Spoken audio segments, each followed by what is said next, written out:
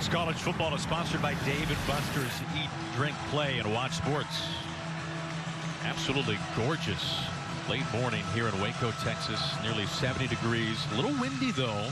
18 miles an hour right now. Expected to maybe get some gusts over 20 miles an hour as this game goes along, but nothing but sunshine here in Texas. And we take a look at Matt Rhule, the second-year head coach. Former Penn State linebacker, of course, 4 fantastic years with Temple, helped turn that program around, back-to-back 10-win seasons, his final 2 years there. And already a big improvement from last year, Evan. Yeah, absolutely. You know, you talk about what he was able to accomplish at Temple. He's got the blueprint. Done some good things this year for Baylor. Oklahoma State winning, deferring, and kicking off.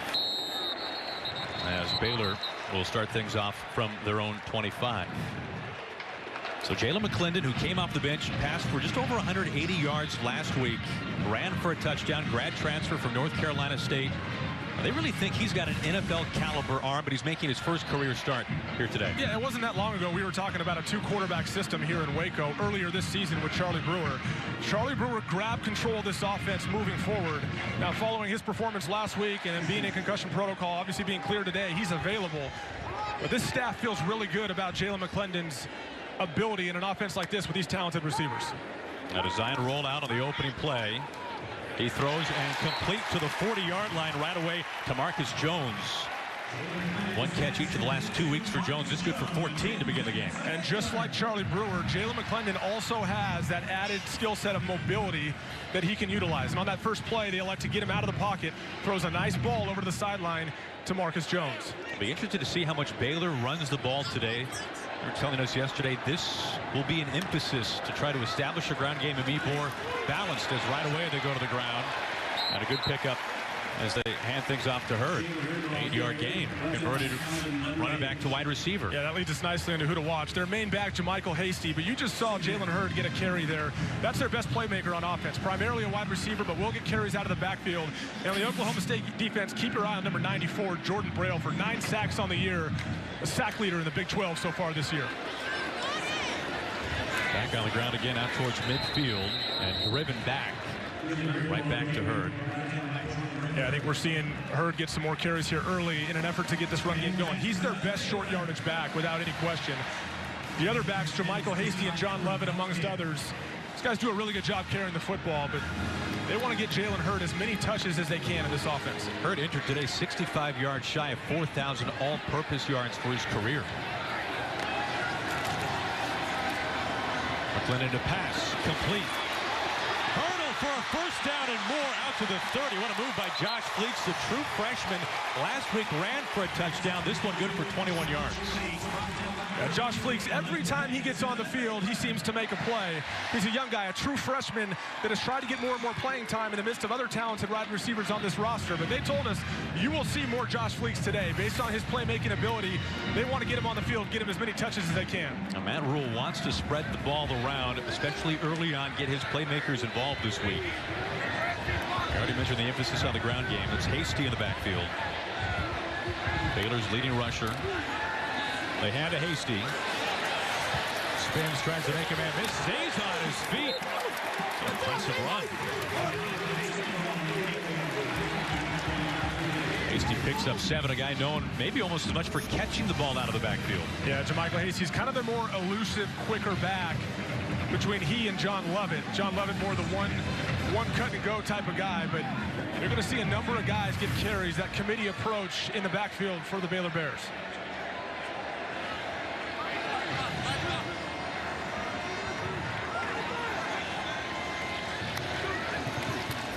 Back to Hasty on 2nd and 3, enough for a first down. And it sets up 1st and goal for the Bears on their opening drive. Gashing Oklahoma State for 13 yards that time. And one thing we're seeing the Baylor offense do is spread you out a little bit. Try to simplify the looks they're getting from the Oklahoma State defense. That Baylor offensive line does a nice job opening up a hole. An offensive line that has had some moving parts. Connor Galvin, the true freshman at left tackle today, in place of Jake Frumorgan. Moving the ball nicely on the ground in this opening drive. Another carry for Hurd, trying to string it out.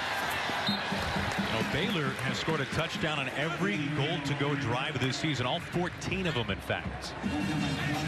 One thing we're going to see early in this game is tempo. I mean, both teams, both Oklahoma State and Baylor offensively, are going to utilize tempo and try to get the ball snapped, no huddling, and simplify the looks of these defenses, and it's worked very effectively so far in Jalen McClendon's opening drive.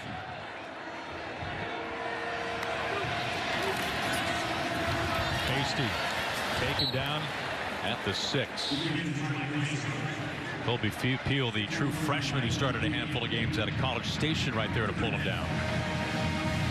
Yeah, this 4-2-5 defense that Oklahoma State runs with new defensive coordinator Jim Knowles puts a lot on these defensive backs. Whether it's Jarek Bernard, Malcolm Rodriguez, Edison Magruder, or Colby Peel, all these guys need to come up and be physical in the run game and make tackles consistently. On 3rd and goal, McClendon to pass. Over the middle and intercepted back of the end zone. Darius Williams, the sophomore from Shreveport. It was a crushing ending for what was a very promising opening drive for Baylor.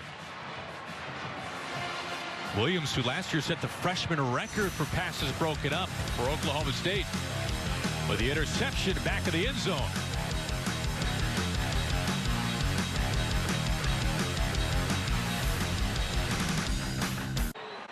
Taylor Cornelius, the reigning conference offensive player of the week, 321 yards, 3 touchdowns, a couple on the ground last week in that upset win against Texas. Senior quarterback starting this year for the first time. Patiently waiting his turn. And he is swarmed and dropped down inside the 15 on the first play of the game for Oklahoma State. Ira Lewis right there. Yeah, it's critical for them to try to get pressure on Taylor Cornelius. He's had his struggles this year when they haven't been able to protect him. He has good mobility. You see more of that in the run game when he'll keep it on options and whatnot. But if they can get to him, they can really disrupt the tempo of this Oklahoma State offense, which has been so explosive for the better part of the year.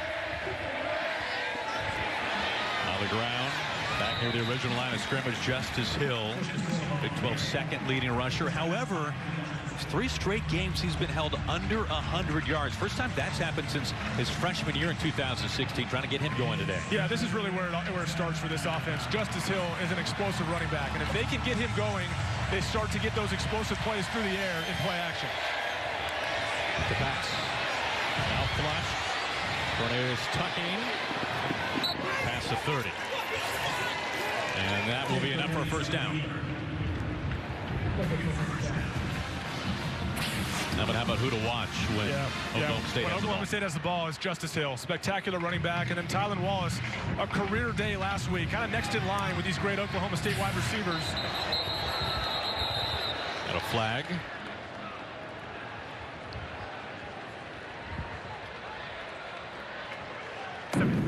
Ball start. Offense, number 73. 5-yard penalty. It's first down. It's on Tevin Jenkins. This is an offensive line for Oklahoma State that's been in flux a little bit. Yeah, and on the defensive side of the ball for Baylor, we have to mention James Lynch. He's their sack leader this year. Plays inside and outside, number 93. He gives you the best chance to consistently disrupt the tempo of the Oklahoma State offense. Swing it out to Hill. Hill upfield. Hill down the sideline and tripped up at the 40. Almost a game breaker. Chris Miller, who did not play last week, the safety out of Frisco, Texas. And if you're assessing the play of the Baylor defense over the course of the year, especially in conference play, it's the inability to stop the big explosive plays. The momentary lapses on defense that result in points for other teams. They have to find a way to combat that here today. Transfer and explosive here, but over the reach of Tylan Wallace. Last week, 10 catches, 222 yards, and a couple of scores. Yeah, he's such a dangerous weapon for them. It's pretty much on the right side of the field at all times, given the tempo they run. They just keep him over on the right side. And it's been his ability to catch contested balls and to go up and make plays with guys draped all over him. He has an innate ability to time his jumps. If you watch film of this guy, it's absolutely incredible how well he plays the ball in the air. It's been a huge year for him. Another swing pass, this time right through the fingertips. Looking that time for Chuba Hubbard, the second leading rusher for the Cowboys. We talk about the Baylor defense and giving up explosive plays. It's been for a number of different reasons. I mean, some of it's communication and scheme, guys not on the same page. You got a lot of young guys on the back end. Of the 10 explosives last week against West Virginia that they allowed, meaning 20-yard or more plays, 6 of them involve freshmen. And so communication comes into play in situations like that.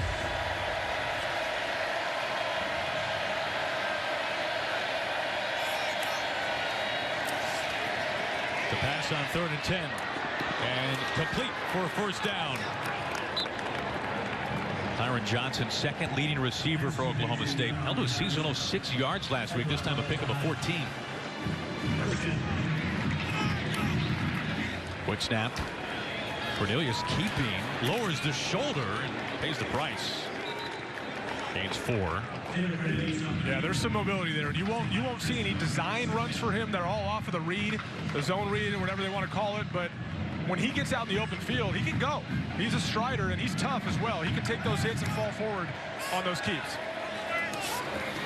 To Wallace, first down, stiff arm. Knocked out of bounds shy of the 10. Yeah, Raleigh Tejada, a guy that's had a good year for this Baylor defense, but at the same time, when you're facing a guy like Tylan Wallace, who is surging at this point of the year, that's going to be a tough matchup for him today. To Hubbard. Try to lunge forward, try to get to the 5. Comes up shy there. Well, we got some tempo here, Hunter. I almost need to stop talking and just let you do your job. No. They're moving quickly right now. 11th play coming up here. Cornelius on the draw. Ran for 2 scores last week. Finds one this week. Oklahoma State on the board first. And what that tempo does is not only make you simplify your defense, because you got to line up quickly and not all the guys are on the same page, but it also wears you out. You watch the defensive linemen of Baylor over the course of that drive. Some of them have their hands on their hips.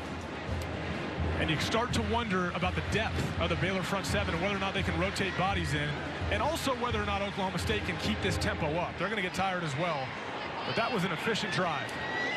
Matt Amendola puts it through. 7-0 Oklahoma State here on Baylor's homecoming. After the interception back of the end zone, opening drive for the Cowboys results in 6.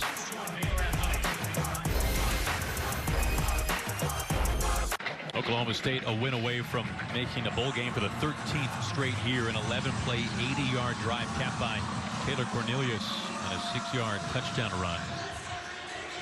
Yeah, there's so much tempo there. If you're Matt Rhule, you're standing on the sideline wondering what just happened. I mean, they move so quickly, and that's one thing Matt Rhule mentioned as well, is we need to be able to withstand that initial push from Oklahoma State's offense. They'll script those plays early.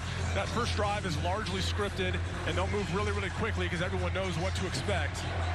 But this will settle in here at some point for Matt Rhule's defense once they move beyond those first couple drives.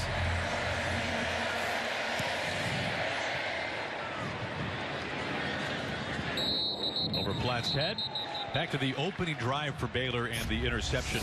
Yeah, turnovers were an issue last week without question, but if you watch up top, the wide receiver comes down in a stack formation, and Baylor expects Oklahoma State to kind of stay in man-to-man, except they end up passing this thing off, and Tyquan Thornton ends up running that kind of in route at the back of the end zone, and Rodarius Williams does a nice job just coming underneath, and the ball's thrown right to him. And, you know, Jalen McClendon obviously didn't expect that coverage, but that's a pretty clear picture as to where Rodarius Williams ends up.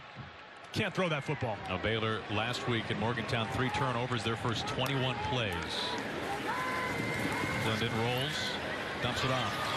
Hurd gets past the 30. Good gain on first down. Get the ball in his hands often. We've already seen a few different ways they want to get him the ball today. That's one of them right there. A little misdirection and play action, getting him out of the flat route to the strong side and get Jalen McClendon on the move a little bit. We talked about his mobility as well. But Jalen Hurd so far today, clearly an emphasis for the Baylor offense. Hurd held to a seasonal 3 catches under 40 yards last week. This time they hand it off to Fleeks. Fleeks, the true freshman, turns it upfield. Malcolm Rodriguez forces him out of bounds, coming off a career best 11 tackles versus Texas. Well, when they said they wanted to give Josh Fleeks opportunities, they're doing that early and often. This time out of the backfield, he had 2 receiving touchdowns against Kansas earlier in the year. A young, dynamic player. And sometimes as a coach, you're a little hesitant to give your freshmen too many snaps, and I think they feel that they've done that. They've made a mistake in not getting Josh Fleeks more snaps over the year. You'll see some big plays from him already today. A gain of 17. Now, how about this? Thinking about the pass past the 50, they're handing the ball off to Gary Bohannon, who's on the field for the first time this season. No, I take that back. That's Pooh Strickland. Pooh Strickland, punt returner and wide receiver. Yeah, trying to go with the jet sweep pass. And one of the things you tell your guys, don't force it. If it's not there, Oklahoma State secondary does a nice job staying home on the receivers. Yet trying to get Tyquan Thornton on kind of a deep corner route. If you're Matt Rhule, you're just thankful he didn't throw that thing, because sometimes you get guys that panic and just chuck it down the field.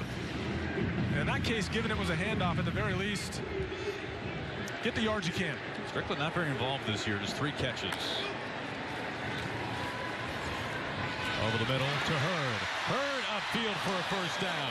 And a shoestring tackle. A.J. Green, who was fantastic last week against the Longhorns. Yeah, almost breaks it for a big one. But the most impressive thing on that play was the center, Sam Tecklenburg, picking up the blitz from the linebacker position. That's the leader of their offensive line. He was actually a tight end in fall camp in 2017. He's kind of he's a really good example of how Matt Rhule is trying to build this program. That's a guy that wasn't even playing his current position when Matt Rhule first got here and is now a leader on this offensive line.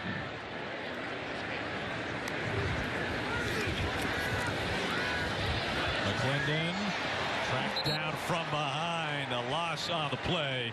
Of course, Oklahoma State's so good at pressuring the quarterback. Brendan Evers, the defensive tackle, is there. Yeah, you don't get to 31 sacks on the year coming into this game. #1 in the FBS without having a relentless pursuit of a pass rush. And Jordan Brailford obviously is their leader. 9 sacks coming into this week. If you think about 31 sacks, the other 22 on the year, it's a group effort. And this group constantly gets after the passer. Well, 32 sacks, tops in the nation. On 2nd and 18, out towards the boundary. The flag is out. Looking for Denzel Mims, second leading receiver for Baylor.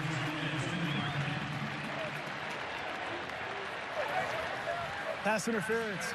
Defense #4. 15-yard penalty from the previous spot. Automatic first down.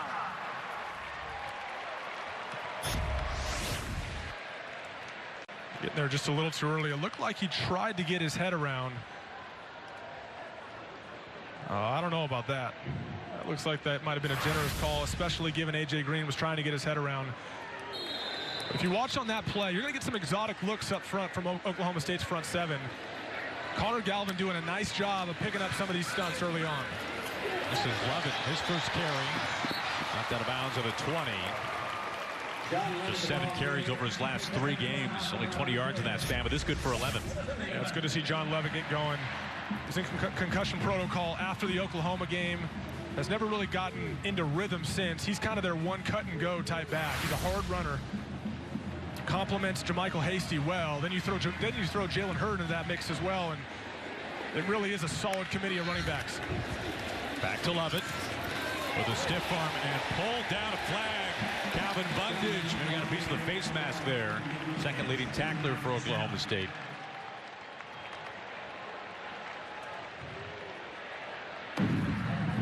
Personal foul. Face mask. Defense #1. Penalty is enforced from the previous spot. Automatic first down. That's a pretty easy call if you're the officials. Just grabs onto that face mask and pulls them down. But if you're the Baylor offense, you have to be encouraged by the play of the offensive line so far. One of the issues they've had over the course of the year is when they play exotic fronts, 3-man fronts, and they see those twists up front, they get confused. They've been better today, especially with a true freshman at left tackle. It's been very impressive. And out to Jalen Hurd on 1st and goal. Pick up of just 1. Now, these are the 2 worst defenses in the Big 12. Look at just in terms of points per game. Oklahoma State allowing 29 points per game. Baylor's defense allowing 34. And so far, both teams moving the ball well. Of course, this drive helped out by some Oklahoma State penalties. Yeah, as we referenced earlier, Baylor's been really good at finishing drives when they get in those go-to-goal situations. Got to take care of the football here and probably utilize Jalen Hurd a little bit over the middle of the field as well. Trying to find Ebner out of the backfield, who just took the field. Passes low. Now in the red zone here, obviously these windows tighten up quite a bit. I think we've seen from Baylor over the course of the last few weeks is really doing a good job of using Jalen Hurd in what would be a normal tight end role. He ends up in the slot. He ends up running routes over the middle of the field like you would normally have a very reliable tight end do. They don't have a tight end in the passing game that they rely on much, but Jalen Hurd ends up filling that void. And you've got to like him here in red zone situations where the windows are just a little bit tighter.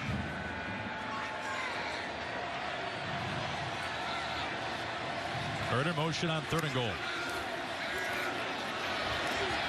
Over the middle, and this time overthrows his intended target, looking for Chris Platt. Chris Platt had a step on him. He just sails it a little bit. Now, obviously, it's hard to tell what his field of view is from where we're standing. But that ball just sails. Chris Platt has a step on him. He puts that out in front of him, gives him a catchable ball. That's probably a touchdown.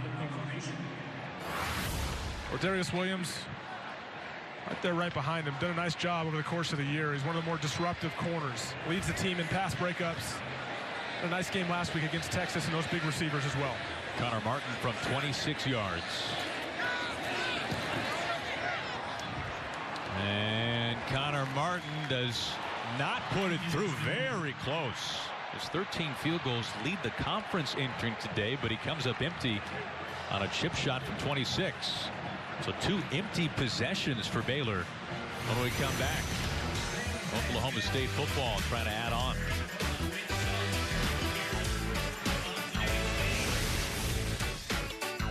It's worth noting Connor Martin holds Baylor's career field goal percentage record. That being said, he's had some issues this year. Yeah, he's had his share of issues. I mean, you go back to the Kansas State game, had a rough one. The weather was a little bad, missed a couple field goals, missed an extra point, then came back at the end of the game to kick the game winner. Matt Rhule's going to stick with him. He's got faith in him, but he's had some lapses over the course of the year. Cornelius gets rid of it quickly. Tyron Johnson's second catch out to the 30. He's got enough for the first down. You see some of these other guys on the Oklahoma State offense outside of Tylan Wallace that catch the football. Tyron Johnson, Dylan Stoner. Tyron Johnson's number 3 in the Big 12 with 19.3 yards per catch. So he's proven to be a big threat play, big play threat as well. The LSU transfer sat out in 2016. Hill and Hubbard in the backfield. That's Hill in motion. They hand to Hubbard. Tries to turn upfield. Met immediately stonewalled and gang tackled.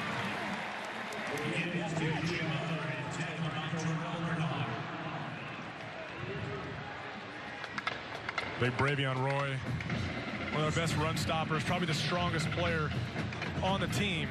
When he's at his best, this Baylor defense functions a lot better. They stop the run more effectively, can eliminate those explosives off the run plays that you see so often in the Big 12.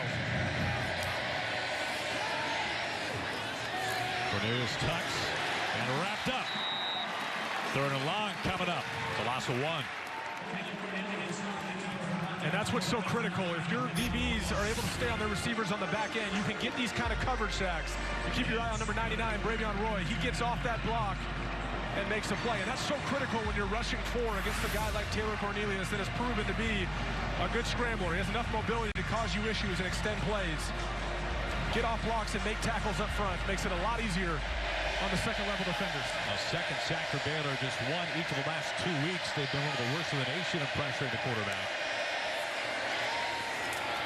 They stick on the ground, and that is going nowhere. Justice Hill driven back. James Lynch off the end. And we talked about after the first drive, after all that tempo that Oklahoma State had early on, you knew that eventually this defense would be able to settle in, take a deep breath, and start to diagnose what they're seeing a little bit better. And James Lynch plays all over the defensive line. Number 93, one of their most physical, best playmakers up front. Their sack leader who can also right there play the nose tackle position and make a play in the run game. Signer on to punt. R.J. Sneed muffs it, and Is he able to hold on to it? He does. Snead holds on to it. Long field ahead coming here for Baylor on their third drive, trying to find some points.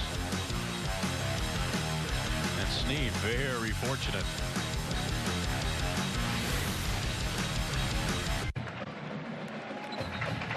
Evan, for Baylor, they've had 2 drives. Both have ended with a first and goal situation. They've got no points. Yeah, really frustrating if you're Matt Rhule. This is a team that coming into this game, when they entered the red zone, was getting points 90% of the time. They're 0 for 2 today. One because of an interception, the other a missed field goal. They got to take advantage of their opportunities to get points, especially against an offense like Oklahoma State. After a 55-yard punt, long field ahead for Baylor as Hasty is wrapped up. Picks up just a couple on the play. A nice tackle by Jordan Brailford. You'll see him move around quite a bit on that defensive front. They look to get him isolated for pass rushing matchups, but also in the run game does a really nice job. At 6'3", 250, is light enough to have the speed that he has, but also has the strength in the run game to get off blocks and make those physical tackles. Empty backfield for McClendon, making his first career start. Grad transfer from North Carolina State, played majority of last week's game, a loss against West Virginia. Short pass, Hurd is met immediately. That's a dangerous pass there. Could have been intercepted. Malcolm Rodriguez on the coverage. We talked about the number of options that Baylor has on the outside.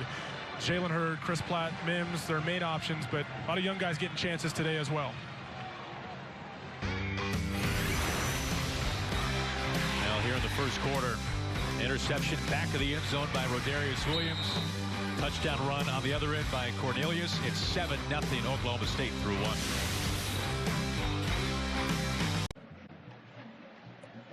Fox College football is sponsored by Dave & Buster's. Eat, drink, play, and watch sports. It's an absolutely gorgeous day here inside McLean Stadium in Waco. We start the second quarter. 3rd and 5 here for Baylor. McClendon dancing. Now Tux trying to pick it up with his legs and might have enough. Justin Phillips, a linebacker, the senior out of Pearland, Texas, tackles him after a gain of 6 and a first down. Yeah, we're trying to isolate number 25, Treston Ebner. You see him at the bottom of your screen on what would look like a wheel route. Jalen McClendon has to get out of the pocket quicker than he expected. It's just enough for the first down. Nice physical run. Chased down there by Justin Phillips, a leading tackler for Oklahoma State.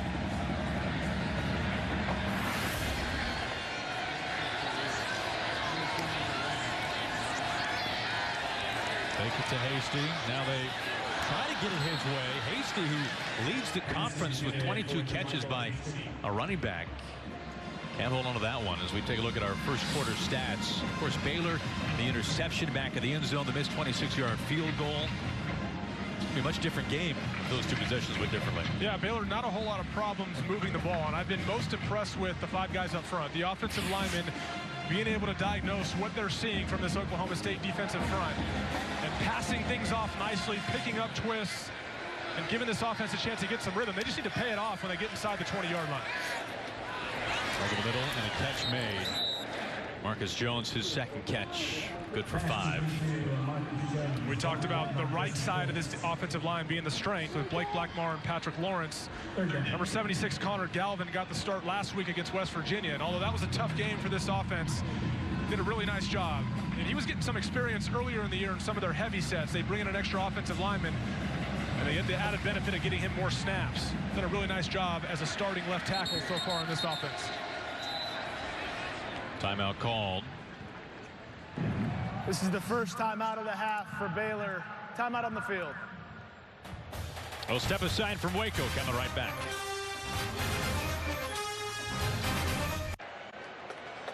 Evan, your thoughts on this Oklahoma State secondary? Tested last week. It was a concern for them, but they came up big last week against Texas. Yeah, they're 8th in the conference in stopping the pass. They haven't been great at it this year. Going into last week against those big Texas receivers, it was a concern for Mike Gundy.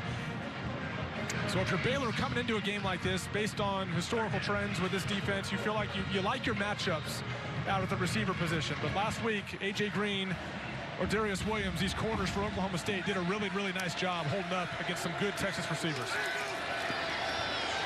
McClendon trying to tuck, no place to go. And knocked out of bounds, trying to stretch that out as long as he could before Jarrell Owens pushes him out of the boundary. That's a loss of 5. Yeah, had a chance to extend the play, and just, they're only bringing 4, and eventually this pass rush is going to get there. And if you're Jalen McClendon, you keep those eyes down the field. But again, this Oklahoma State secondary does a nice job keeping with those receivers and not giving them any throwing lanes down the field. And like we said before, this pass rush, it'll get there eventually. Drew Galitz on a punt, big leg, tore his ACL last year against K-State.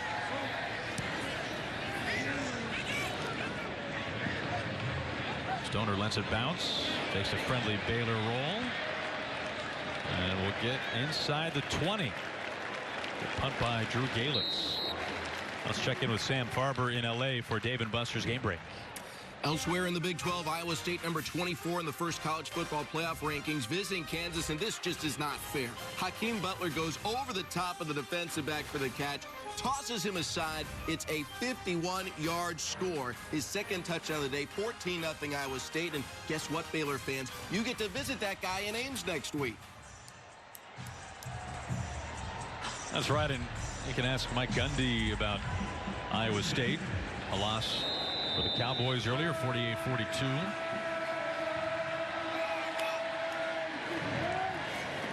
Cornelius rolling and gets rid of it. Hubbard out of the backfield. Flag comes in. Hubbard running past the 35. Big block by Tylan Wallace. See if that's what the flag's about. For now, a gain of 18. Looked like they might have had somebody blocking down the field. The question is whether or not that pass was in front of the line of scrimmage. If that pass is thrown behind the line of scrimmage, you can have, that's probably what they're discussing here. You can have guys blocking down the field if it's caught behind the line of scrimmage, but I think the line judge who was backing up thought that ball might have been thrown in front of the line of scrimmage. And personal foul, targeting, offense number 2. This ruling of targeting is under review. That's on Tylan Wallace, one of the best receivers in the nation. You can see him, number 2. Ooh. Yeah, the issue here is on a crackback block, that defensive player is deemed defenseless. And so if you go at his head or neck area, which Tylan Wallace clearly did, in a forcible manner, which he clearly did. Again, you could probably also make an argument for crown of the helmet, but from a defenseless player standpoint, like that defensive player was on a crackback block, you can't go at his head or neck area. And I'd be surprised if this wasn't upheld. And even more importantly, now you remove Tylan Wallace from the game. This is by far their most dynamic receiver. This is Verkedrick Vaughns, the safety who gets hit. And again, he's deemed defenseless in that position. So it looks like there is contact made to the shoulder. The question is some of it to the chin. It's kind of difficult to tell from that angle, actually, whether or not there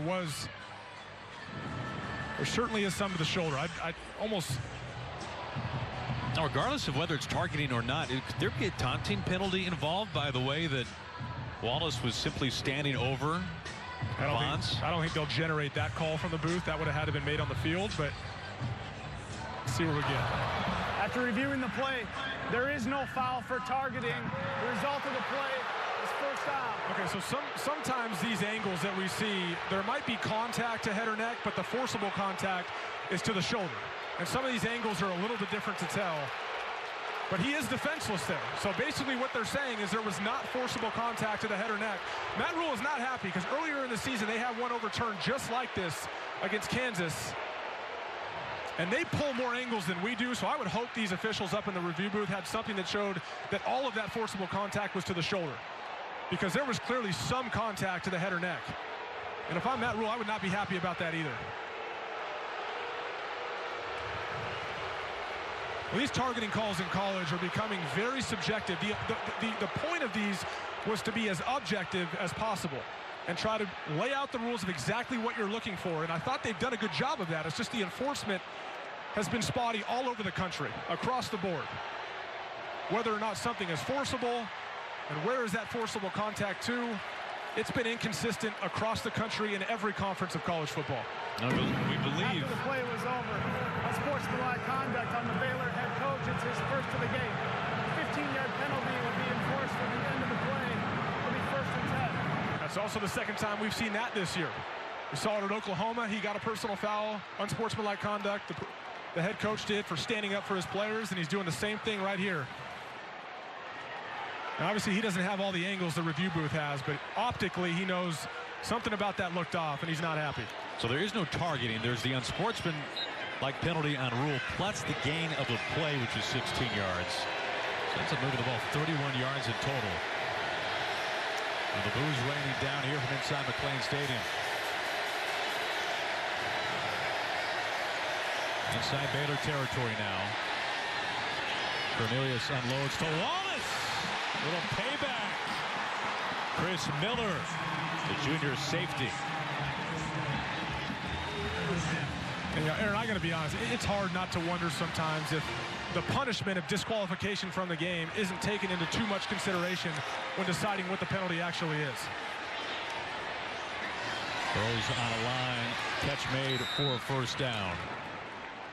So Oklahoma State just continues to move downfield. Tyron Johnson, his third catch, good of him for 11 yards.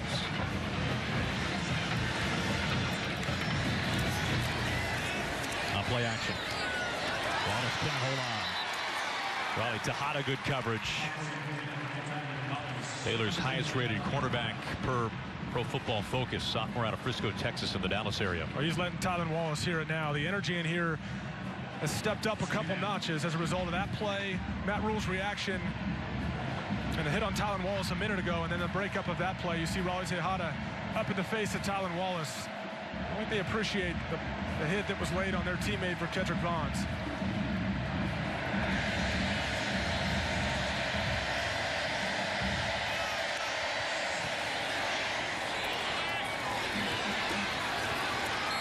Not much on the gain. No gain, actually. Braden Johnson, whose only catch of the season came last week, comes up to the second.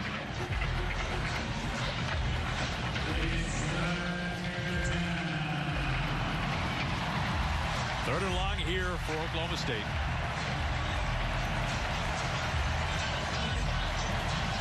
Only 3 carries, by the way, for Justice I was just Hill. going to comment on that. We haven't seen a ton of him, and that's been the complaint of Oklahoma State fans, is get Justice Hill more involved more regularly. I haven't seen a ton of it today.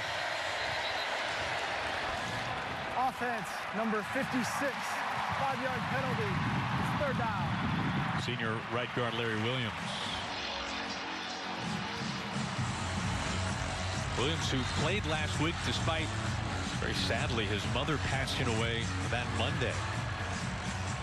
Third and 15. You see Baylor brings in their 3-man front. Their pass rusher, B.J. Thompson, 6'6", 220, outstanding athlete coming off that right edge at the top of your screen.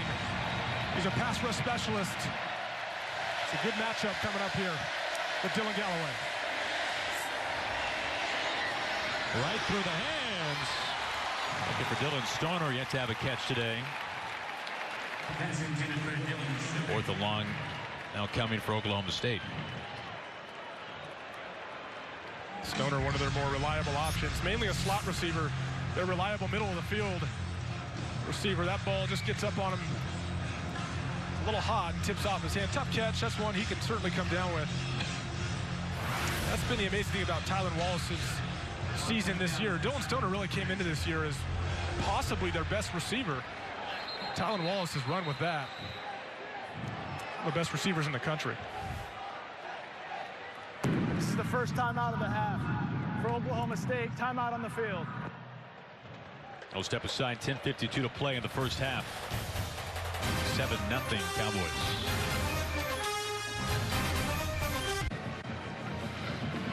Seven nothing Oklahoma State here in the second quarter. And head coach Matt Rhule still talking things over during that commercial break. Yeah, trying to get some clarity, I would imagine, on that non-targeting call. And again, it's the inconsistent application, I think, is what frustrates these coaches. Whether or not you agree with the rule's the rule, and I think coaches just want to see it enforced consistently across college football. Now, from the angle we saw there, it appeared that it's not being consistent. Granted, they have more angles than we do, but they were about to punt earlier. This time they're going to line Matt Amendola up. He's a 53 career yard long. This one for 47, but a huge headwind. And you can see winds today about 20 miles an hour, kicking right into it. No good. Bravion Roy's running off the field, giving that symbol that he might have tipped that ball. A blustery day here in Waco. It's difficult to tell from that angle, but Bravion Roy's running off. Maybe he's just trying to get the credit from the coaching staff. We'll take it, right? This is Amendola pregame. This is kicking to the same end zone. Yeah. The same set of uprights. Everything going to the left. Yeah, as long on the season's a 48-yarder versus Boise State earlier in the year. This wind starts to come into play, and these wide hashes in college. All those things come into play with that decision. Empty backfield for McClendon. They bring Fleeks in motion. They had his way. He gets strung out. Hardly a gain on the play. Justin Phillips running stride for stride. Now flag comes out over by the Oklahoma State sideline. It's getting a little chippy over there after that last drive. We saw a little extracurricular activity after a couple of those plays, and I think this is the same thing right here. After the play, unsportsmanlike conduct. Defense, number 4, it's his first of the game. 15-yard penalty, automatic first down. It's there on the left side of the screen. Very late, I think A.J. Green, the corner, there he is at the bottom, comes in and is still engaged with Chris Platt, the wide receiver. Oh, and there you go. The second guy, is the old saying goes, second guy always gets caught. A.J. Green caught with a penalty. They fake the gift to her. McClendon takes it himself and falls across midfield. Picks up 4. Brought down by Colby Peel, the safety. Yeah, we mentioned Jalen McClendon, the grad transfer from NC State. Spent the better part of his career at NC State behind Jacoby Brissett and Ryan Finley, 2 really talented quarterbacks. Obviously, Jacoby Brissett now in the NFL, and Ryan Finley starting for the NC State Wolfpack. Made his way over to Baylor. Really expected to win the starting job this year. If you talk to him, it came here to start. He's done a really nice job staying engaged over the course of the year. When Charlie Brewer took the reins of this offense, Jalen McClendon didn't lose focus, stayed engaged, and here's his opportunity.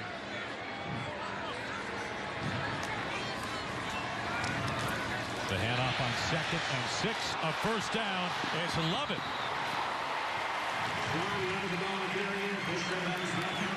We talked about John Lovett being that one cut and go back. Does a really good job being decisive, but it's Connor Galvin coming around on the pole, gets up to the second level on number 8.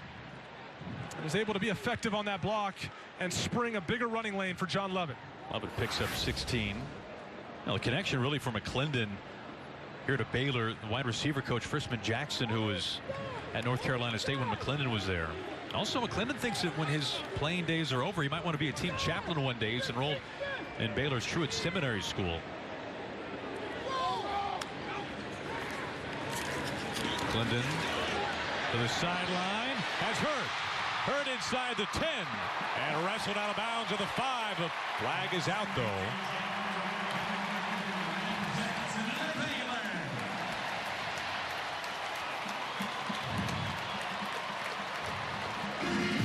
As of now, a gain of 27. There's a really nice play design, bringing the Baylor player out of the backfield, and both Jarek Bernard. Personal foul, face mask, defense, number 4, at the distance to the goal, automatic first down. If you watch Jarek Bernard come up and get sucked up on the Baylor player out of the backfield, leaves a nice little pocket for Jalen Hurd, and he does a nice job of sitting down in that zone. Jalen McClendon finds him, delivers a strike for a big gain. Second penalty by Green on this drive. Hurd. Stonewalled. They'll sort out the bodies. Had a good surge. Yeah, keep in mind, this is their best short yardage back, Jalen Hurd is. He's number 2 in Tennessee history in career carries. Former running back at the University of Tennessee, transferred here, sat out last year. This time to sneak up the middle. Is McClendon in? He is.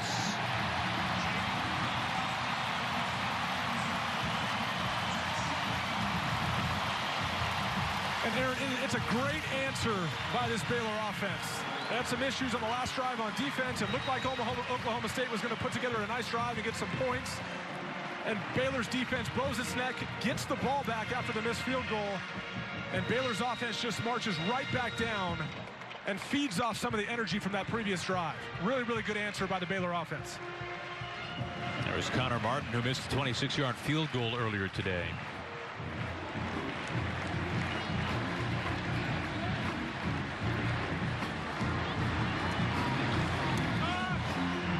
Martin able to put it through, and with 8:17 to play in the first half, Baylor has tied this game at 7 here at homecoming weekend.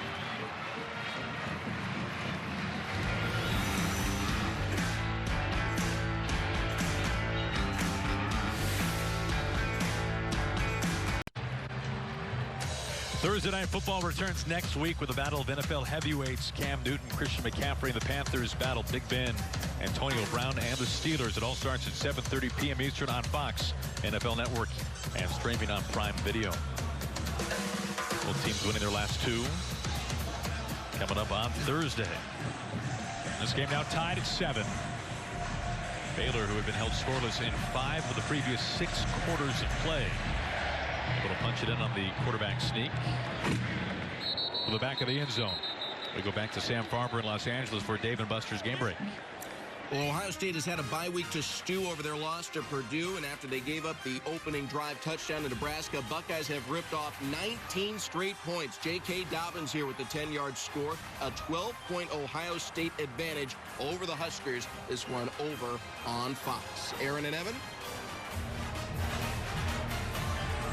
All right, thank you, Sam. First and 10 at the 25. Trying to get the ball in Bill's hands more. Only 3 carries. Near first down yardage. Blake Johnson, who's been dealing with an injured knee but is getting better, makes the tackle after a pickup of 8.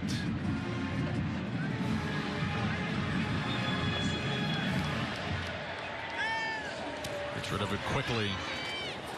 Enough for the first down. Tyron Johnson's been a popular target today. Second leading receiver, gains 11.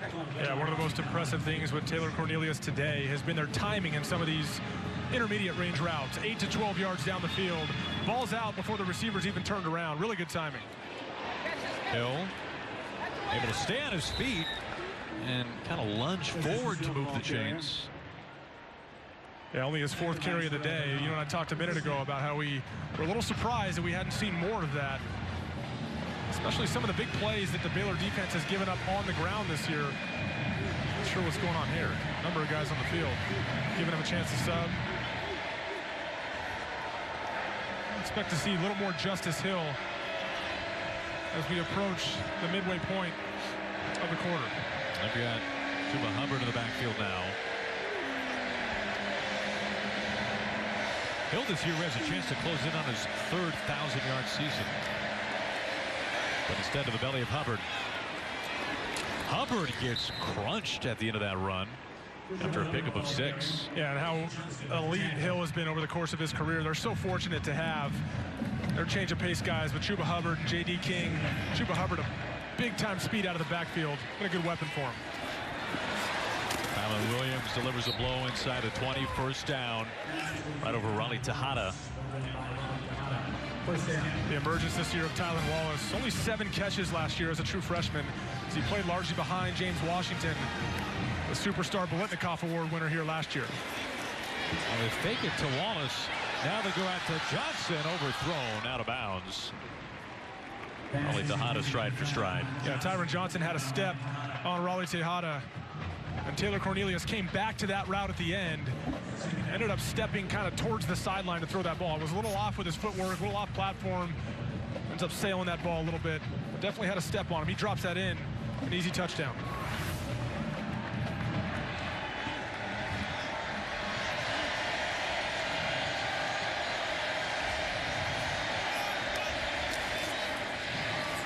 Hubbard patiently delivers a blow at the end of the run inside the 15. Pick up a 5 for Kendrick Vons. James Lockhart almost able to make that play, getting off that block by Jelani Woods, the cowboy back for the Oklahoma State offense.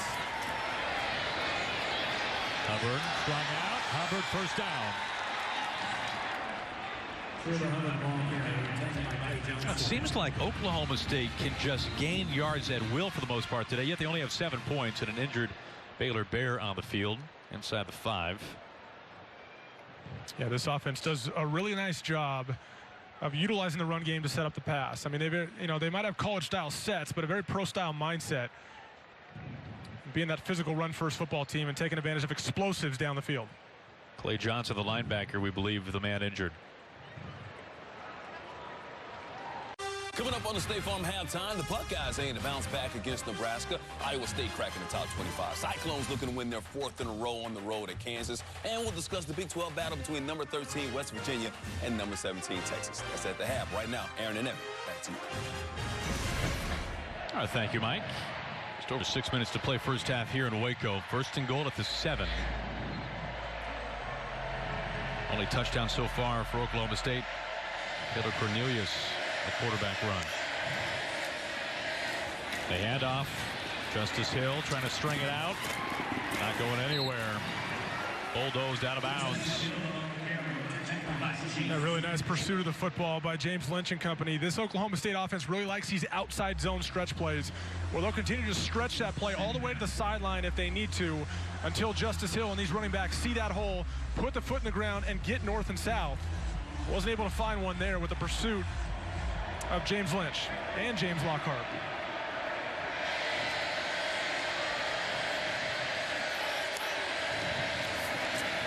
They feed Justice Hill again. Bring down 3rd and goal. Gains 2. Good matchup here down at the bottom of the screen with number 23, Derek Thomas for Baylor, and number 2, Tylen Wallace for Oklahoma State. Derek Thomas, a 6'3", 195-pound corner, former wide receiver. Is a Temple grad transfer, was at Temple with Matt Rhule. Has some size on Tylen Wallace. He's a 6'1", 185-pound receiver, but does a great job of going up and making contested catches. Cornelius to pass on 3rd and goal. Back of the end zone, and it is out of bounds, not made. Looking for Landon Wolf, the former walk-on. Jamison Houston was right there, the Austin native. Jamison Houston does a really nice job using the boundary. Landon Wolf is forced to go up, make the catch. Is able to, well, his momentum's already taken him out of bounds. I'm actually surprised he didn't use the bottom of the formation. Tylen Wallace came on a slant, had position on Derek Thomas, but he decided to go up top to Landon Wolf. A little too far in the corner. Amendola missed from 47, kicking into the wind. Same direction here from just 19.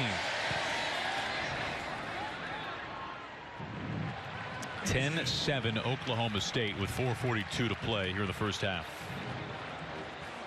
Later today, it's a crucial battle between Big 12 elites. 13th ranked West Virginia taking on number 17 Texas, 3:30 Eastern on Fox, followed by UCLA battling Oregon at Autzen at 7:30 Eastern. Coming up on Fox, or watch anywhere on the Fox Sports app.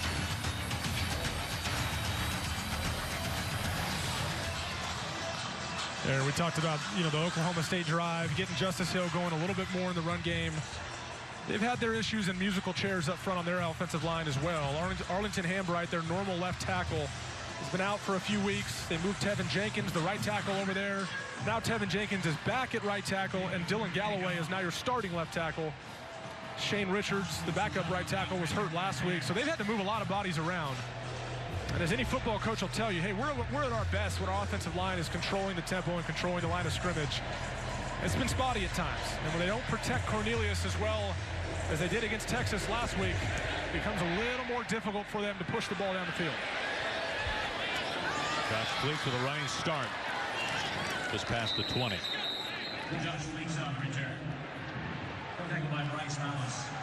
And Jalen McClendon, the senior grad transfer, making his first career start today. Yeah, we knew about his mobility. We knew about the big arm. Turnover is obviously probably the biggest element of his statistical output today in the red zone. Took points away from him. But he's gotten some help from his run game today. I don't really see him take many shots down the field. We know they have receivers that can do that. Chris Platt, a big speed guy. He's got 5 career touchdowns over 70 yards. I'd like to see him take a couple shots and stretch this thing out a little bit and use that big arm. Handed off, trying to stretch things out. Ebner. Of course, Charlie Brewer, the normal starter, injured last week in Morgantown. He was concussed. This is a loss of 4. Past concussion protocol this week. In fact, he was cleared to play on Thursday, but a limited week of practice nonetheless. Didn't practice at all on Monday. And that's the biggest thing. I mean, it's not, Charlie Brewer wasn't benched coming out of last week. I mean, he knows that he'd like to give him one more week to get back, get healthy. And if you don't practice in football, it's difficult. This isn't basketball where it takes you a couple days to prepare for an opponent. I'm taking a shot at basketball, I see. Oh, boy. The prep starts back on Monday. And if you're missing practice, you're missing critical installation time. Watch out, baseball. You're next. McClendon trying to set up the screen. Some pressure from Jarrell Owens. Need I say, though, I actually like that element of basketball. You over-prepare for football. Everybody over-prepares for that, games. Evan. A little misdirection trying to set up the screen. It'd be tough to set up the screen against a pass rush like Oklahoma State. We referenced coming into the game, #1 in the FBS in sacks. And that's both by scheme and by just winning one-on-one matchups. You got guys like Jordan Brailford. They're going to win those one-on-one matchups. And also, as you draw things up schematically with defensive coordinator Jim Knowles, he's going to find ways to engineer pressure as well. 3rd and long here. Pressure from the backside. Dumps it off. Hasty nowhere to go. A flag comes in. Holding. Offense number 77. Penalties decline. Brings up 4th down. It's on Patrick Lawrence making his 34th consecutive start today. You watch Patrick Lawrence there at the top of your screen, number 77. Again, that's Jordan Brailford wreaking havoc, coming around the edge. And his speed move is really difficult to stop. There are times if you're Patrick Lawrence where you're just going to have to grab on and hope that it's not called. In that case, it was. Well, the punt team emerges for Baylor. 3:35 and counting down to play in the first half. We talked about where Jordan Brailford sizes up relative to the rest of the FBS. Yes, Oklahoma State's #1, but Jordan Brailford individually is #3 in the FBS in sacks. Stoner finding the sun a little bit, calls for the fair catch. Well, you know, Mike Gundy, he's a beautiful man. His 14th year. And his hair gets more pub than just about anybody else in the game. And, you know, there's nothing new here. But he owns it, too. That's what I love. There's not a more confident, self-confident guy. We need to get back to that hedgehog in look. Sports. Look at that. That's as good as it gets, man. And he owns it, too. This is a man who bleeds orange, was a quarterback, of course. Not 40 anymore, though. It's not 40. Been a while since he was 40. While. We're in the 50s now, aren't we? Best starting field position today for Mike Gundy's Cowboys. And off the Hill, cuts up field. Hill is 7th carry. Now 57 yards. Of course, a long of 31. Well, Ira Lewis did a really nice job there of chasing from the backside. That's what's so important. These outside zone schemes that Oklahoma State likes to run. It's really important for your backside linebacker and your backside defensive tackle, your tackle to have good pursuit, because a lot of times you end up unblocked. If you can get there with speed, make a play. Looking downfield, trying to find Johnson. Just a stride too far ahead of him. Tyron Johnson, the LSU transfer, former 5-star recruit. Kalen Barnes just out of step on Kalen Barnes. The true freshman is getting some time today in place of Derek Thomas at times. That's a matchup I think they like against the young guy down the field.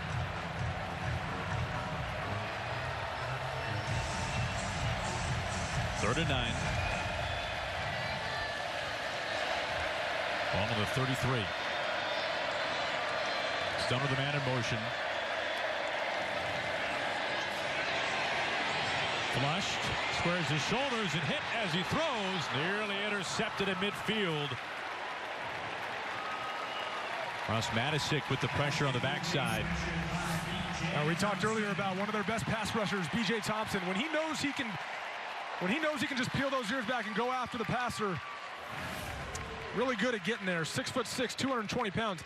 Look, last year, as a true freshman, he played under 200 pounds as a pass rusher. That blows me away. At 6'6", amazing to think a guy could get out there and rush the passer at under 200 pounds, but it's the athleticism and the speed that separates him in getting after the quarterback. And more impressively, he won the football team dunk contest as this is blocked and taken back to the house. Chad Kelly, the block.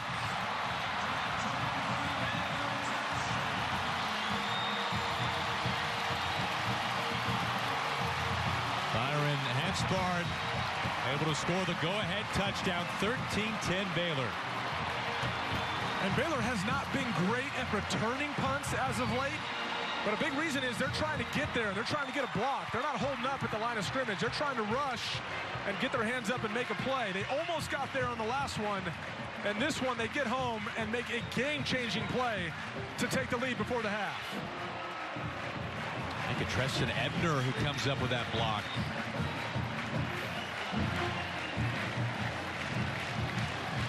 It's great to see guys contributing on special teams. Treston Ebner, obviously a third down back as well in offense, making a play on special teams. And 6 blocks for this Baylor special team unit dating back to last year. See him come off the edge to the right of your screen. Nobody gets to him. And he's got too much speed. You can't let that guy run free. That ball's not going to come out nearly quick enough. Execution here by the Oklahoma State punt team unit.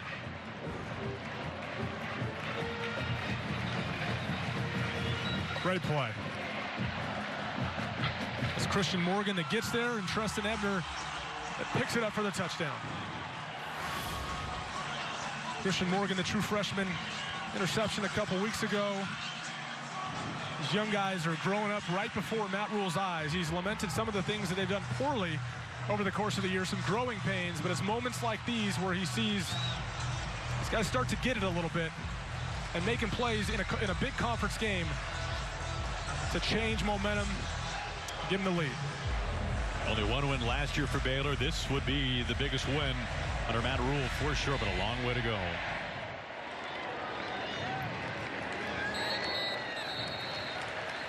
Now, coming up on the State Farm halftime show, Mike Hill, Dave Wanstead back in Los Angeles. Number 10 Buckeyes trying to bounce back. Number 24 Iowa State looking for their 4th straight. And a Big 12 battle in Texas. All that is coming up at the half. As we approach the 2-minute mark here left in the first half, you know, we talked earlier in the game about Oklahoma State's tempo. Last week, they were at their best when they had tempo. It's hard to maintain that. Guys get tired, I understand, on offense. They fell off a little bit against Texas when they lost that tempo, and then here today, we just haven't seen as much of a rhythm offensively. I'd like to see him find that tempo again, get up and get that ball snapped. Quickly wrapped up, but a first down catch made by Tyron Johnson. His 5th catch this afternoon. And also credit Derek Thomas for the Baylor defense. Haven't seen Tylan Wallace as many down the field opportunities yet, which he's made a living on this year. Put off to Hill, switches arms, and out of bounds. Mentioned several times the explosiveness of Oklahoma State's offense. They lead the country coming into this game in plays over 20 yards. They have over 60 plays over 20 yards. It's just been the inconsistencies at times that's been frustrating for this offense, but they certainly have the ability to push it down the field with these talented playmakers. They go 62 plays of over 20 yards this year. Leads the country.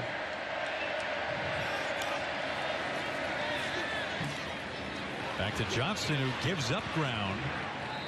Gets back to the sticks. As for Patriots, Johnson. Excellent play by Wellington Hana.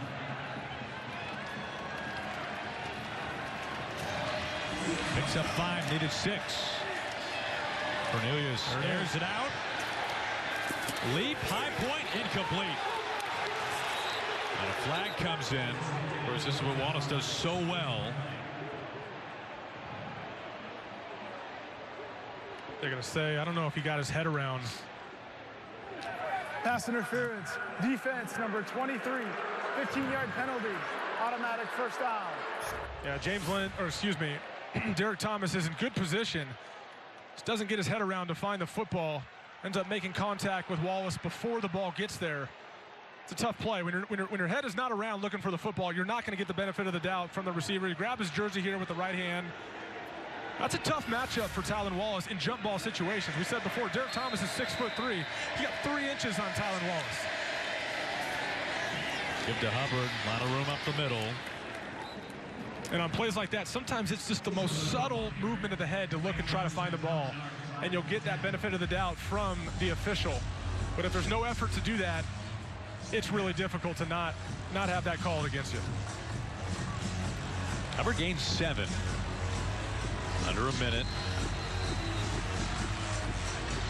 Oklahoma State a chance to answer back and take the lead. 1.5 for Oklahoma State. 30 seconds. As they talk things over, we'll check in with Sam Farber in Los Angeles for a game break. All right, Aaron, over on Fox, Nebraska not going away at Ohio State. Adrian Martinez, the quarterback keeper for a 2-yard touchdown. Huskers, after losing the first 6 under head coach Scott Frost, have won 2 in a row, and they are well within striking distance, trailing 16-14 in the second quarter. First time we said this year, Huskers with some momentum, making some noise against the Buckeyes. 59 seconds to play, 2nd and 3. 1 timeout remaining for Oklahoma State. Now you think about those contested catches that have worked so well for the Oklahoma State offense over the course of the year to Tylan Wallace. Again, as a receiver, the taller corners in jump ball situations, they're difficult to beat. When you think about a guy like Richard Sherman at the next level, 6'3", a corner, former receiver just like Derek Thomas. Not implying that Derek Thomas has Richard Sherman's skill set, but when the ball's in the air, difficult to jump up and make a play on guys with that much size. On the ground to Hubbard. Hubbard a first down. Clay Johnson had to leave the field because of injury earlier. He's back and healthy. Wanting the end zone and almost intercepted by Thomas. Looking for Wallace once again.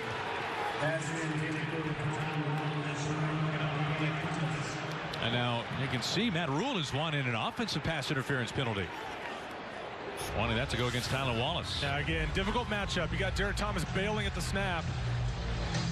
And you're throwing a jump ball, and I realize Tylan Wallace has great ball skills. His contested catch rate is outstanding. Great leaping ability. That corner he's going against is 6'3". I don't know that I'd be throwing too many fade balls on him into the end zone.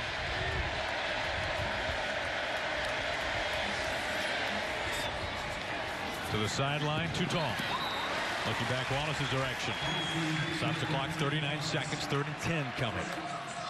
And I say that especially given the proficiency with which Tylan Wallace goes over the middle of the field. He's not afraid to catch the ball over the middle. Goes up and snagging balls left and right over the course of the year. Other ways to get him the ball and utilize his playmaking ability.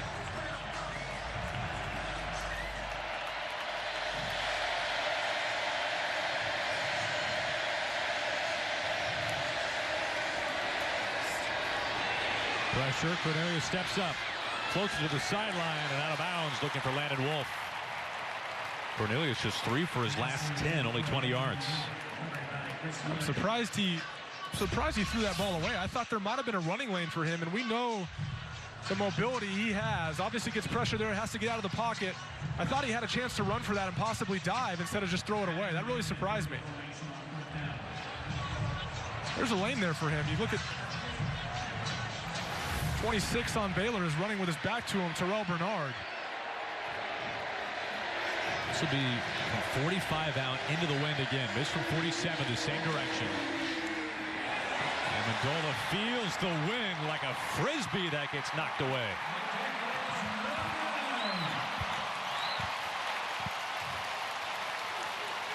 Well, sometimes the disadvantage is us being up in the press box is feeling that wind. We can see the indicators on the goalposts.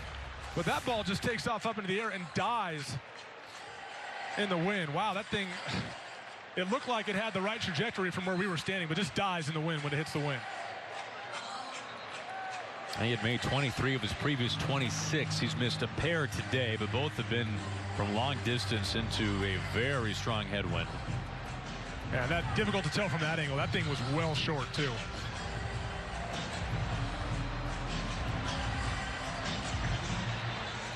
both kickers would like to try to kick one maybe in the other direction. Both of them keep going the same way, dealing with that headwind. Big stop by Baylor defense. Under 30 seconds to play in the first half. Hand off to Hurd. He's been pretty quiet in recent possessions. Of course, he got a lot of work on the ground. Their leading receiver. And that will run us to halftime. How about this first half? 14-10. The big play, the blocked punt, returned for a touchdown just moments ago by Baylor special teams. That's the end of the first half here at McLean Stadium in Waco, Texas. 14-10. Baylor's on top right now. Back to Mike Hill and Dave Wanstead in L.A. All right, guys, welcome to the State Farm FS1 College Football Halftime Show. Mike Hill hanging out with the coach, Dave Wanstead. It is at the half. Oklahoma State, though, coming off that big win last week against Texas, but trailing at the half by 4. Time now for the halftime highlight, sponsored by State Farm. Here to help defense go right. Coach, what'd you see? Well, you kind of expected Oklahoma State to be a little bit off. Right here, they try to attack Baylor outside. Great pursuit. Then they come back and hand it off inside. Again, Baylor stops them. And then the third try is a pass, which is incomplete. And then we're going to see a block punt right here. I mean, Baylor does a great job, but then it's a mental mistake by Oklahoma State. And from a head coach's standpoint, they had the big win last week against Texas. We talked about that, Mike. And now, obviously, the week of practice, it's an exciting week of practice. Leading up to this game, you're playing Baylor, who's 4-4. Mike Gundy's not really, creating a sense of urgency. It's all positive.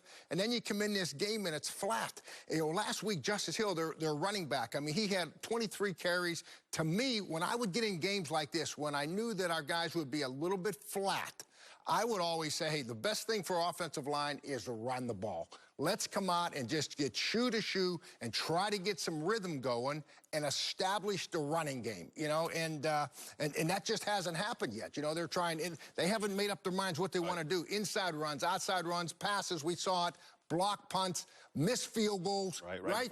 I mean, that happens right before the half. That tells me that the focus is not where it has to be.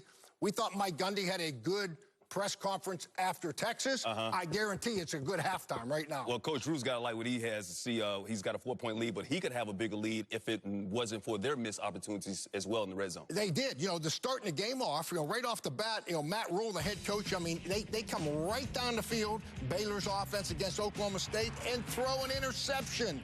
And then the second drive here, we come down here again, incomplete pass. I mean, so then we get a field goal opportunity, and we miss the field goal.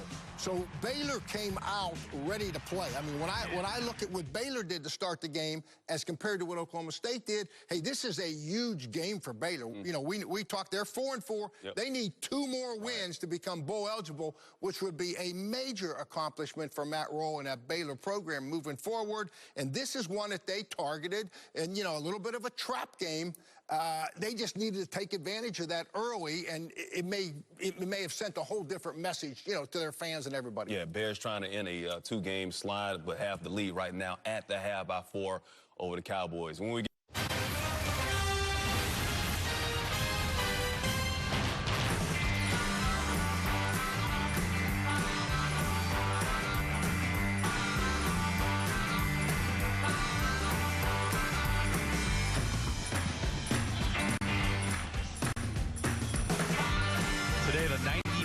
homecoming game for the Baylor Bears. They lead Oklahoma State 14-10. Welcome back to Waco, Aaron Goldsmith and Evan Moore. And Evan, we just saw the score. Pretty impressive. Baylor is winning at halftime, given all the missed opportunities in the first half. Yeah, I think Oklahoma State's fortunate to not have given up more points because Baylor was able to move the ball pretty effectively in the first quarter. We saw early on in the game that interception early on in the end zone. Big mistake for Jalen McClendon. They come back on the next drive right after that and miss a field goal as well. So it's some miscues early on, but their ability to bounce back. And the next, after stopping Oklahoma State, moving down the field to a big Jalen Hurd play and then a Jalen McClendon touchdown. And then the game-changing play of the day was the block punt.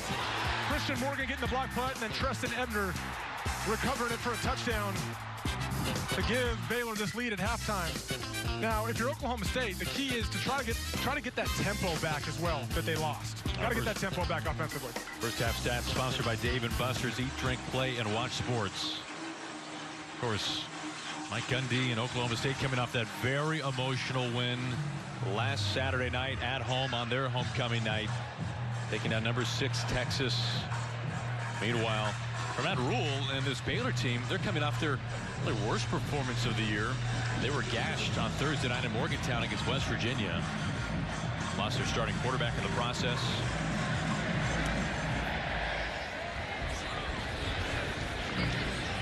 Out of bounds.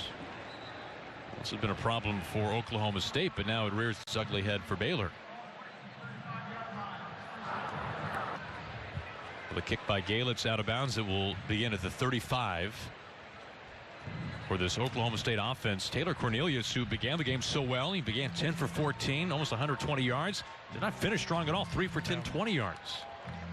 Yeah, only a 4-point deficit here, so there's no reason they can't try to get the run game established with Justice Hill. This offense goes as he goes, and also trying to establish some kind of tempo like they had early in the first quarter and find better matchups for Tylan Wallace deeper over the middle of the field. Hill 7 carries, 57 yards in the first half. And they start by putting the ball in his hands, and he is wrapped up for a loss. It's a loss of 2. Well, James Lynch is active on that defensive front. We talked about his ability to play both inside and outside as a pass rusher and also a run stopper. He's this defense's best player week in and week out. Even blocked a field goal last week, had a sack last week.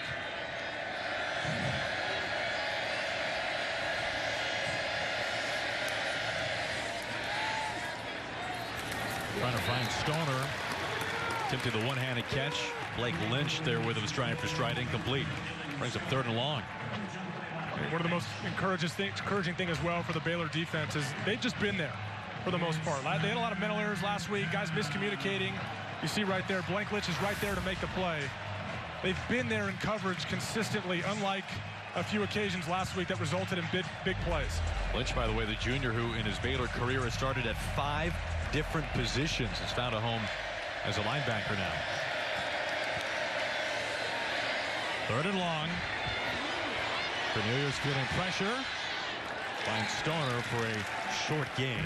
Bring up 4th down.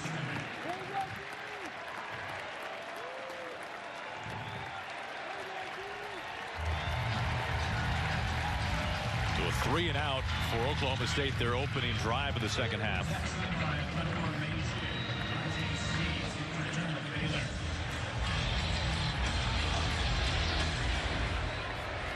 R.J. Snead back to return.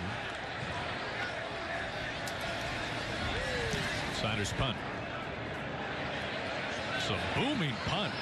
And into the end zone.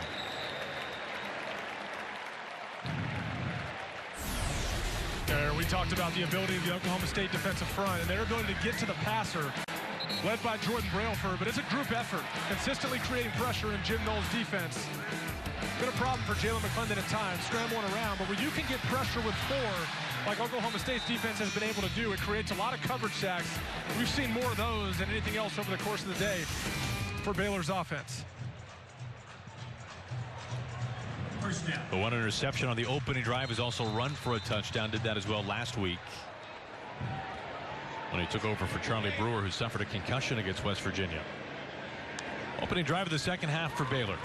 And they start on the ground with Jalen Hurd. Hurd, who sat out last year after transferring from Tennessee. Yeah, it's amazing to think the role he has in a running game as a tailback, and also what he's able to do in the passing game. He's tied for 2nd in the conference in receptions, and he's number 5 in receiving yards. So an elite receiver in this conference, but also has the ability to carry the load out of the backfield. Hand it off to Hurd once again, this time stopped. Bring up 3rd and long.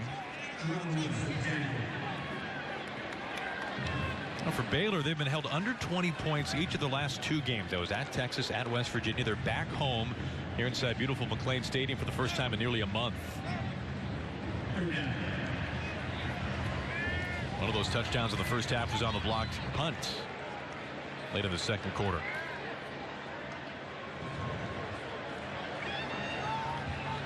And motion Hurd to the right side.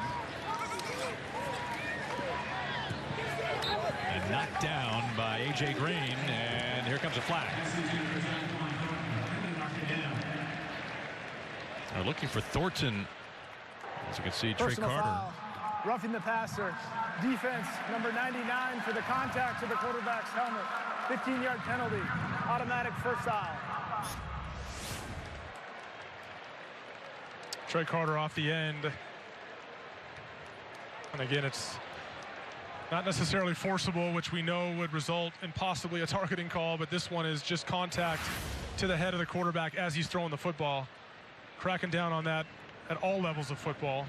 And penalties generally are an issue really for both teams, but specifically Oklahoma State. You see there, 7 a game puts them at 89th in the FBS.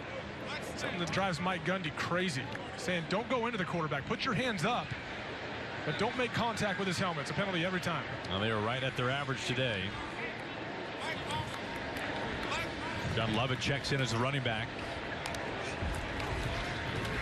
Now they hand his way. Lovett is wrapped up and dragged down. Jordan Brailford, conference's sack leader, averaging 2 tackles for loss a game, a loss of 2 this time. Yeah, this front has been active in the run game so far in this second half, and Jordan Brailford's unblocked. He's going to make that tackle every time. One of your best defensive players unblocked in the hole. You trust him to make that play every time. Now 2nd and 12. Ball of the Baylor 36. Glennon rolls, finds Hurd. Upfield past the 40, knocked out of bounds by Malcolm Rodriguez. And for the most part in the Baylor passing game, we've seen a lot of quick throws, getting Jalen McClendon on the move at times. We've yet to see him really take any shots down the field. Got a guy like Chris Platt with elite speed. Denzel Mims has the ability to get down there and make plays. I'd like to see him try to loosen up the defense and take a shot. Here it is. Does here. Looking down the sideline off the fingertips of Tyquan Thornton. Darius Williams, who had the interception there in the coverage. And Tyquan Thornton's been one of the guys this year that's been able to come down with these. He's got 16 yards a catch on the season. A 6'3", 165-pound receiver, true freshman. He's made a lot of big plays this year for him. Sounds like we had an issue with the official's microphone. Defensive offsides with penalty. A free play. Tell you what, if you want to take a shot, even if you have a big arm like McClendon, penalty was on Enoch Smith. First half was the time to do it. You are now thrown into the wind.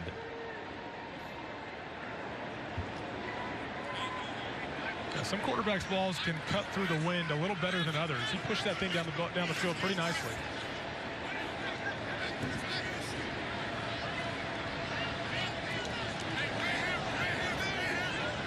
Third and 1 here. First down. Carry once again up the middle by Jalen Hurd. Picks up 5. Jalen Hurd, nice job getting those pads down. He's 6'4", so playing behind the pads isn't the easiest thing in the world at times, given his height. As they try to stretch out a drive here and possess the football. Hurd over 70 total yards today. He's now eclipsed 4,000 total career yards.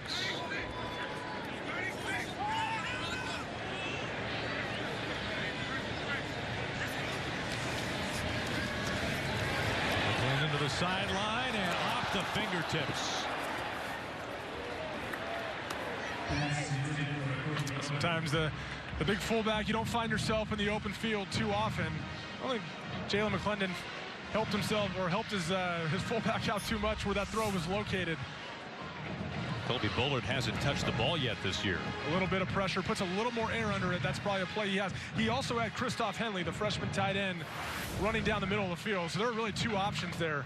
Just a little too much on that as he sails it over the fullback's head.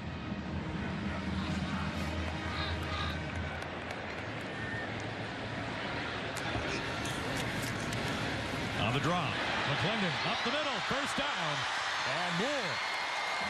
They're the 25. Finally taken down by the safety Colby Peel after a gain of 21. Now we know Baylor likes to take advantage of the mobility of their quarterbacks. Charlie Brewer was leading this team in rushing attempts coming into this week. And Jalen McClendon now filling that role with a nice quarterback design draw for a big gain. Over to Lovett. McClendon takes it again, tries to put a move on. Well, that wind is starting to blow some trash across the field. You see that? Some halftime meals are making their way out to the 40-yard line.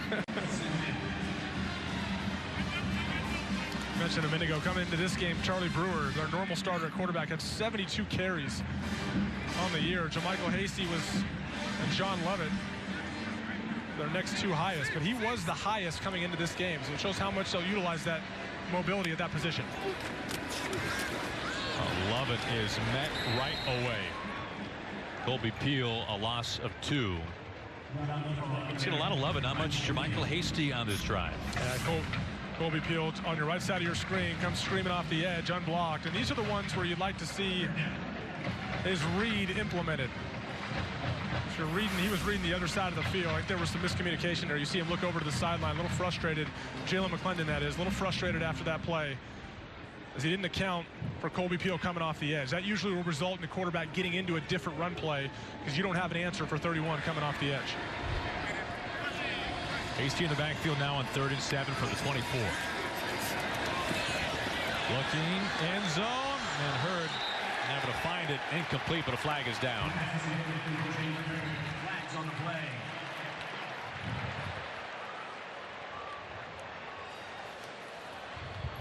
They like the matchup they had in the slot. There are 2 fouls on the play. Holding, offense number 76. Pass interference, defense number 24. The foul's offset. Replay 3rd down. Jarek Bernard, the defensive back. Connor Galvin, the tackle with the hold. Top of your screen there, screaming off the edge. A linebacker, Calvin Bundage. And we're trying to take a shot to Jalen Hurd up in the slot. They like the matchup on Jarek Bernard. Throwing that slot fade, grabs his jersey a little bit, but that ball left a little too far outside for Jalen Hurd to be able to find it in the air. Baylor's in field goal range, but of course the wind has been an issue. This looks like some miscommunication of some kind. Even on the snap, possibly. It's a gain of 4. If you're going to have one guy go early and not get a penalty, it's got to be the center, and that's exactly what happens. He snaps it before anybody else is ready for that ball to be snapped. Everyone else is just standing there. Almost rather have the penalty there. Ball is on the 20. Connor Martin, a miss earlier today from 26. This from 38. This is well within his range. Can he handle the win? They fake. Baylor, a fake field goal. They want it all. Incomplete. Galitz, the puncher on the pass, looking for Christoph Henley, the tight end out of Austria. Trying some trickery to try to get 6. The punter's got too strong of an arm.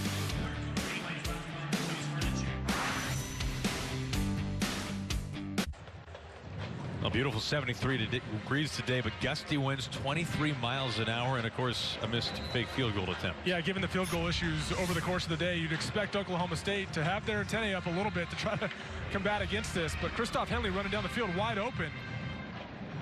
Kicker throwing under some duress. Can't imagine he's too experienced at throwing with a guy in his face.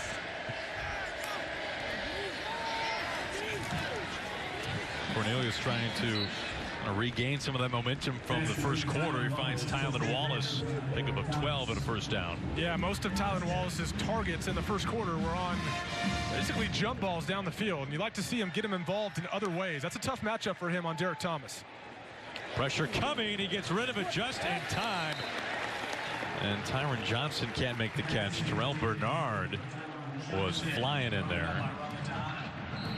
Tejada on the coverage. Well, Tejada's done a nice job over the course of the year, and they feel like he's getting better too. As you watch that hit on Taylor Cornelius, a little different than the NFL. When they talk about bringing your weight down on a passer as you tackle him, that's not as prevalent here in college football, but they're still very vigilant about taking care of the quarterback, that's for sure. This is Derek Thomas, a Temple grad transfer, 6'3" cornerback.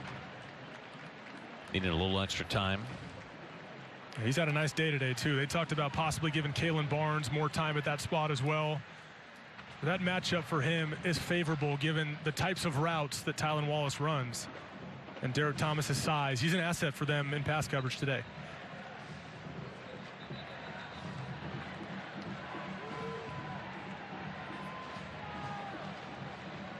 Oklahoma State's lost 3 in a row here in Waco. Meanwhile, Baylor has not won a game ever in Stillwater. They're very happy this one's being played here in Texas.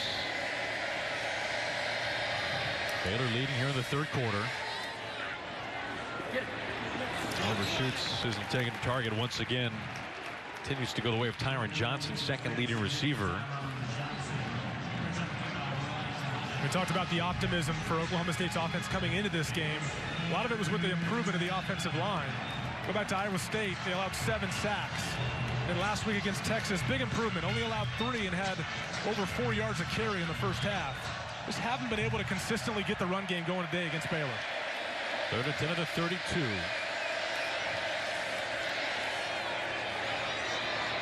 Over the middle, catch is made, and almost a vicious hit laid down by Vons. But it's a first down. Able to find Stoner. His second catch is good for 23. Yeah, we know Dylan Stoner is a reliable middle of the field receiver. He knows he's going to take a big hit there. Goes up and catches it and brings it down. Justice Hill, the conference's second leading rusher, led the conference last year over 1,400 yards. Coming into this game, too, 3 straight games under 100 yards. For a guy that's averaging over 100 yards on his career, that's a little surprising. And just over 90 last week against Texas.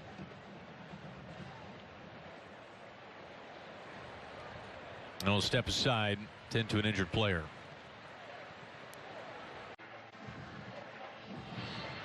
Fox College Football is sponsored by Dave & Buster's Eat, Drink, Play, and Watch Sports. Gorgeous McLean Stadium on the banks of Brazos River. Homecoming weekend, the 95th homecoming game for the Bears. They lead Oklahoma State 14-10 here in the third quarter. 2nd and 6 at the Baylor 41.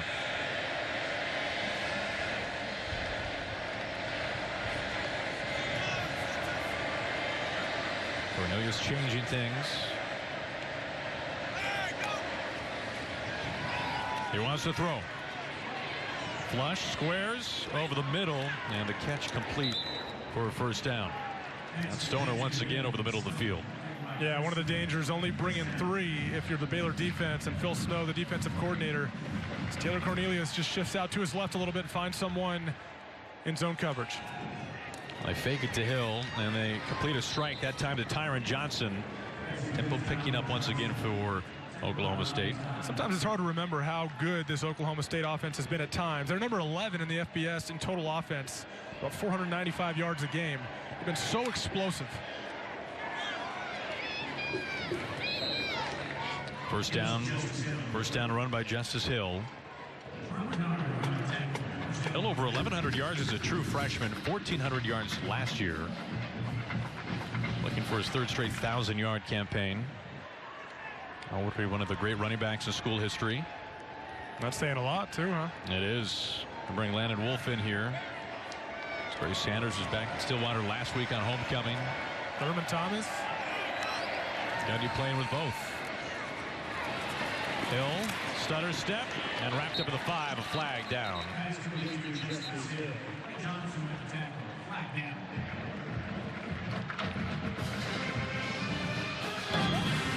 Personal foul, chop block, offense number 75 and 76, 15-yard penalty, first down.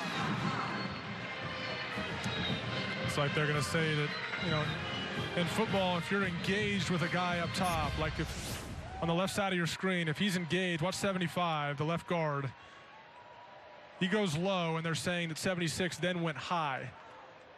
It seems like it was kind of one after another, but if you're engaged with a guy up high, then you cannot go low at the same time. That's a chop block. You kind of get that double team. Difficult to tell from that angle. Looked like it would happen at 2 separate times.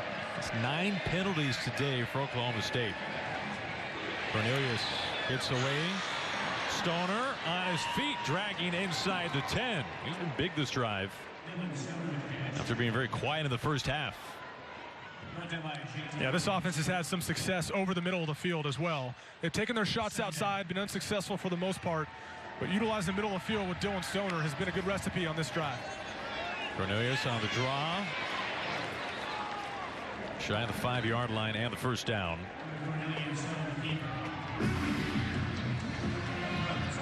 Yeah, we still haven't seen Derek Thomas come back out on the field yet. We've seen Jamison Houston over the top of Tylan Wallace. Now Tylan Wallace down in the slot at the bottom of your screen, number 2. And they'll bring Jamison Houston over to him and play man-to-man. Now, you have to like that matchup.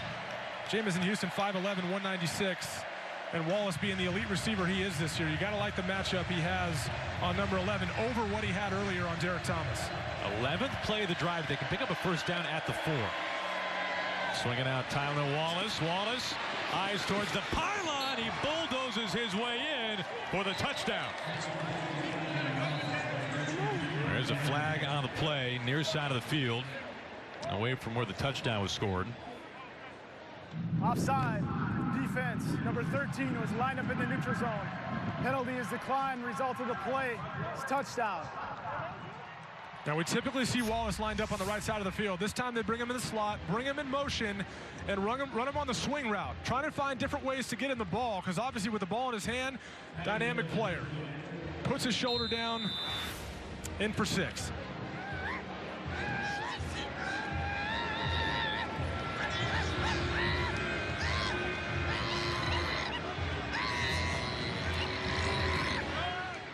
Amendola puts it through. 17-14.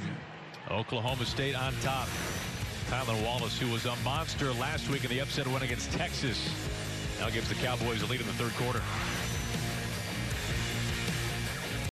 What's a Tyson meal kit? It's simple, honest ingredients.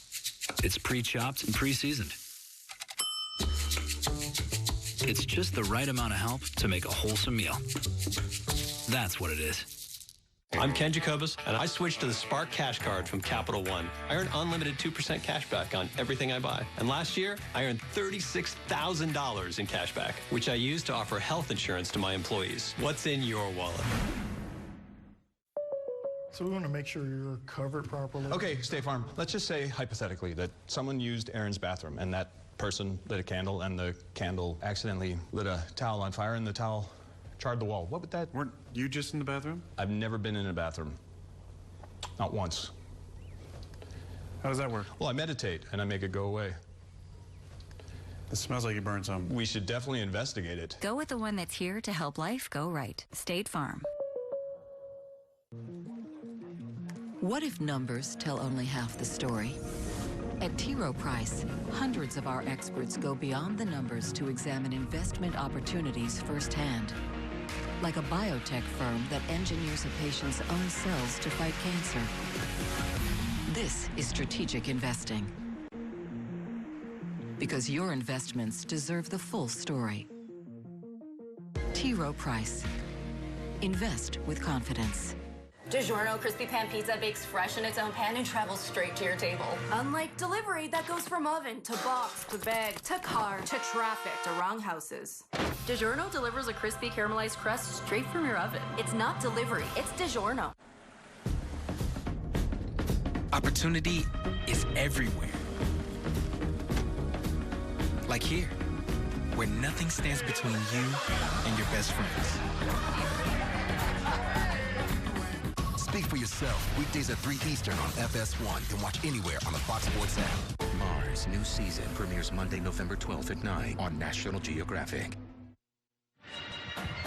FS1 College Football is sponsored by Ice Cold Dr. Pepper, the official drink of Fansville. Emma, did you know Dr. Pepper created right here in Waco, Texas back in 1985, the home of the Dr. Pepper Museum. Remember, it never put a period after the R in Doctor.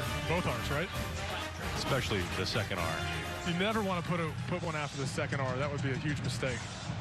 And hello to the good folks listening in Frisco, Texas, inside Dr. Pepper Ballpark, no doubt. Under 5 minutes to play in the third quarter as the wind gets a hold of this one on the tee.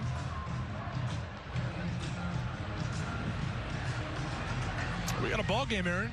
See how the Baylor offense responds. Taking the lead back. It's been kind of some frustrating drives in this game. Long drives for Baylor that not resulted in points. That's been a theme so far for almost 3 quarters for Baylor. Get an extra hand here on the hold.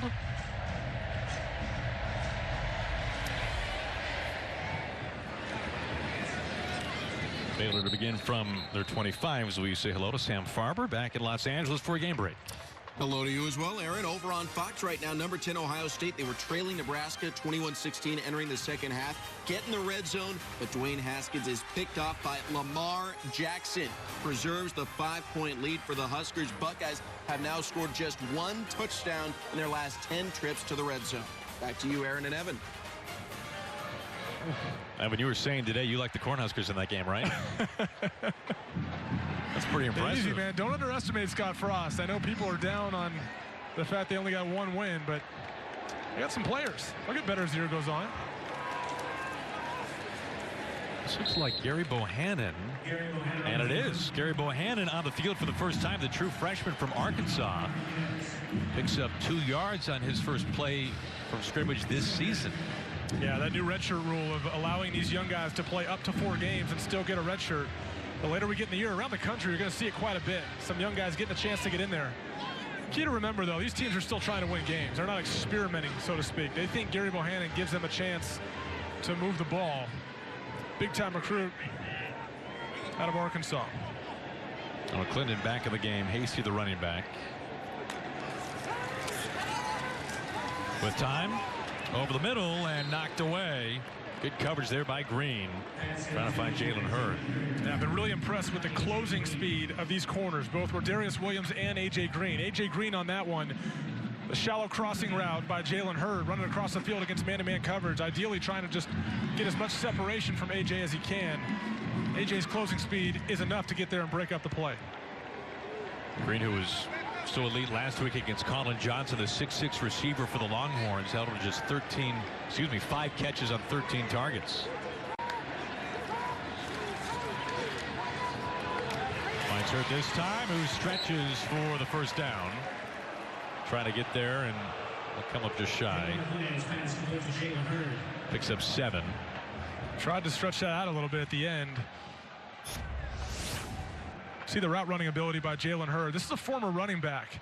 Really impressive the way he's picked up the nuances of route running as he stretches that thing forward. Difficult to see where his left foot was when he went out of bounds and where that ball was at that moment from that angle. Had him a little bit short. He'll probably get a carry here for the first down as well, being their best short yardage back. They're going for it here.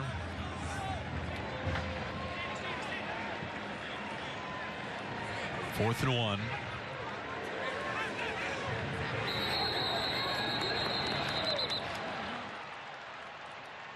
Oklahoma State pointing. Ball start. Offense, number 55. 5-yard penalty. It's 4th down. Aaron, it was obvious they had lined up with the intention of going on first sound. It's jumped a little too early. Now Baylor will kick it away. Xavier Newman. And think about how close that could have been right on the stretch by Hurd. That was so close to getting the first down. And then here, a chance to get the first down with just 1 yard, but the penalty. Yeah, they elected not to take another look at this. Look, his left foot was never even out. That ball might have crossed the marker in play. Bouncing its way, and it hits a Baylor player. Down right by the 45. And Matt Rhule having a conversation. Matisic is the one who comes up with it. Justice Hill, they're trying to get him going. 62 yards on the ground, 10 carries. We'll see him with this Cowboys offense coming up.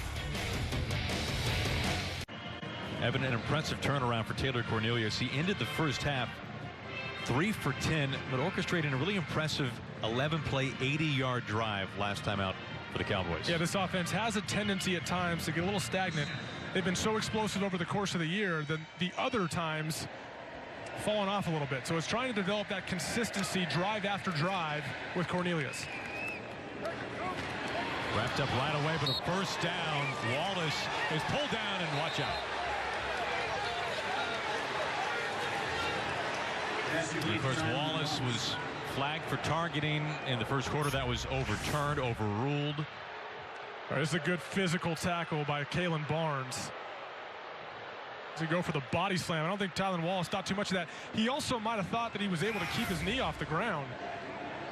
Probably tried to sell the fact that he was still up. Only a 22-yard punt by Baylor has given Oklahoma State tremendous field position.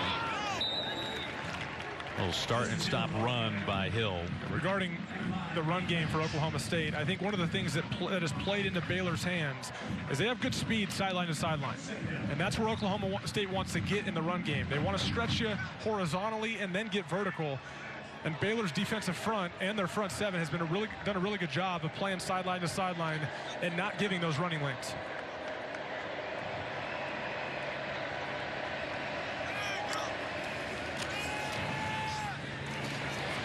On 2nd and 9 to the end zone, and I've seen this a lot today. Overthrowing, and this time Tyron Johnson.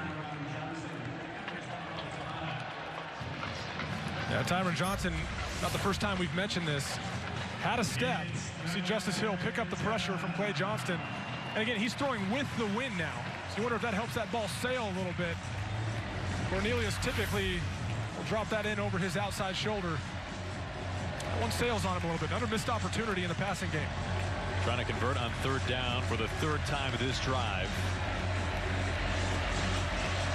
Gotta like the ability of Dylan Stoner in the slot up top in situations like this in the middle of the field. Instead to Hill. They're setting up 4-down territory. Trying to get as much as they can. I expect them to go for this. Under 2 minutes, 3rd quarter. Yeah, know when you're going forward on 4th. Get 4 or 5 here. Put yourself in a manageable 4th down situation.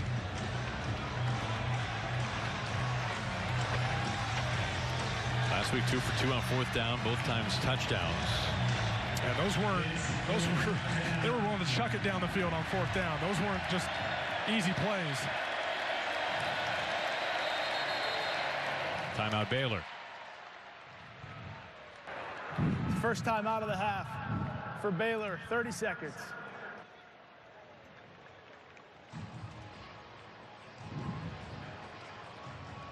Of course, a huge win last week back in Stillwater. Taylor Cornelius completing 2 touchdown passes on 4th and 1. 116 yards to Jelani Woods and 36 yards to Tyler Wallace. Well, you're not running for a couple of yards on 4th down in this case. That's one approach when you got one of the best running backs in the country. Take a shot. Don't even look off the safety and take a shot over to Tylan Wallace on 4th and 1. He shows his rare ability to go up and make a play. So they've shown they're more than willing to take a shot on 4th and 1. You saw the first touchdown there was Jelani Woods, the Cowboy back, that really plays that tight end position, getting out of the play action corner route. And it looked like before that last timeout was called, they were going to bring Tylan Wallace on that same motion action and run that swing route with him. Last 4 games, 6 for 7 on 4th down. I got Tylan Wallace down in the slot again, out of position. This is a little bit of an indicator for the Baylor defense. Wallace, the man of motion. Get it in his hands quickly. He throws it back to Cornelius. He tucks, he runs, he's got it. He wants more inside the 10. A really well-designed play by the offensive coordinator, Mike Yursich. Runs the same action we saw on the touchdown on the last drive. Throws it out to Tylan Wallace, who's always going to grab your attention when he has the football. And he fires it right back over to Taylor Cornelius. It's well blocked. Plenty of room for the first down. It's a gain of 24. Cornelius looked a little gimpy after that play came to an end. But also, by bringing him in motion, they're also able to see it's man-to-man, so they can clear that side of the field out. Throw it back to Cornelius. On the ground, J.D. King. Pickup of just 1. You see J.D. King get a carry. A guy that complements Justice Hill and Chuba Hubbard. So much talent in this backfield. He's a guy that probably would start for a lot of other teams in the Big 12. On 2nd and goal, to the air, to the end zone. Tylan Wallace, 2nd time he has found the end zone today. Helping to extend things further for Oklahoma State, 23-14. 2 touchdowns last week, a pair today as well. Love the play call. You know, they've been taking some shots on fade routes on Derek Thomas. Derek Thomas is not in the game. I think it's Kalen Barnes here, but the slant route, like getting him over the middle of the field a little more in the second half and open up some options to get him the football. 2-possession lead, 24-14. Final seconds of the third quarter. Back to Sam Farber, LA for a game break. Well, Aaron, I might have spoken too soon on that Ohio State score. J.K. Dobbins here, 3 yards to pay dirt, putting the Buckeyes back on top. Dobbins' second touchdown of the contest, 23-21. Number 10 Ohio State leading in the third quarter over on Fox. Good game brewing there. Back and forth. Yeah, Aaron, we see now at 24-14, right? Down 10. Baylor has been susceptible to avalanches at times, as we see Cornelius take a little hit here on that throwback. Ooh, takes a tough fall, and that head bounces off the turf. But Baylor has been susceptible to these avalanches of points in Big 12 play, and that's been something they put more emphasis on, is responding the right way. So I'm sure Matt Rhule is very keyed in here to see how his team responds, now being down 10 after having that 4-point lead at halftime. It's a young team. Things can tend to unravel pretty quickly. See how they respond. Whistle on the kick.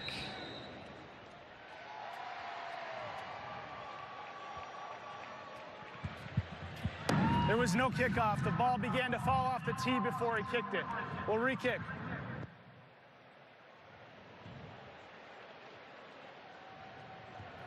Pretty good kick given the circumstances. It was kicking a moving target. That's not easy. 25 seconds to play third quarter. Third quarter then has been owned by Oklahoma State. Wallace twice finding pay dirt.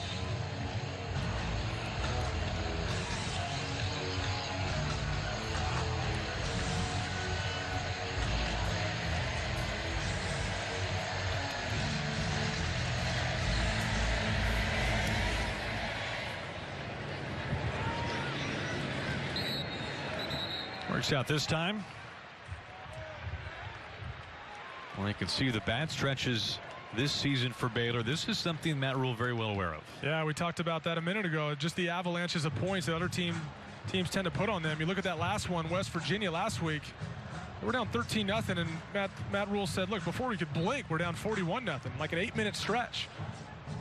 That seems to be a signature of his really young football team as he continues to build this program here in Waco. Got to respond, and what they need to do is develop some explosive plays. Haven't had many of them on offense. They've had longer drives that they've been able to sustain. Haven't paid off on all of them. They've got to find a way to get some explosive plays down the field. And Charlie Brewer has taken over at quarterback. Normally the starter. Did not start today. Was concussed last week against West Virginia, but cleared. They'll start things off on the ground, and John Lovett to the 30, Lovett to the 10, all the way to the house for the score. 75 yards.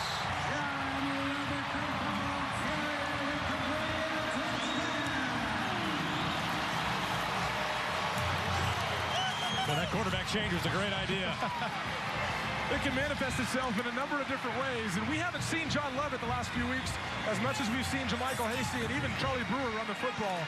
But you ask this coaching staff about his one-cut ability and his ability to make guys miss in the open field like he did right there when he gets into that second level with a full head of steam. No chance that defensive back for Oklahoma State's going to make that tackle, and he also shows the game-breaking speed in the open field for a 75-yard touchdown run.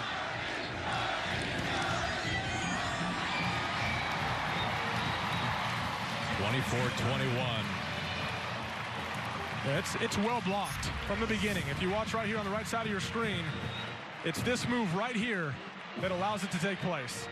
And he takes care of the rest. There's no way he's going to allow Justin Phillips, their middle linebacker, or Malcolm Rodriguez, their safety, to chase him down. Great speed in the open field. Look at that move. Well, that's tough. You got to play outside in. If you're Malcolm Rodriguez, you can't overrun that. Use the sideline as your friend. Force him to use the sideline, get all the way over there. At the very least, get him out of bounds. They can't overrun it and allow him to cut back inside.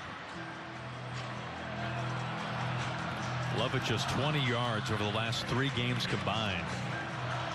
Now you see the Baylor sideline as well as the student section. There's some energy in here now. Longest run allowed by this Oklahoma State defense since week 1.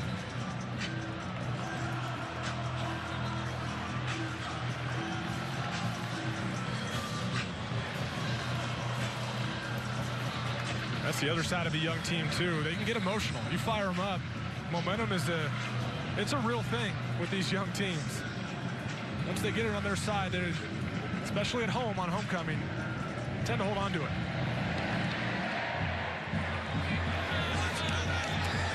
Returnable, Hubbard from the 5. Wrapped up at the 20.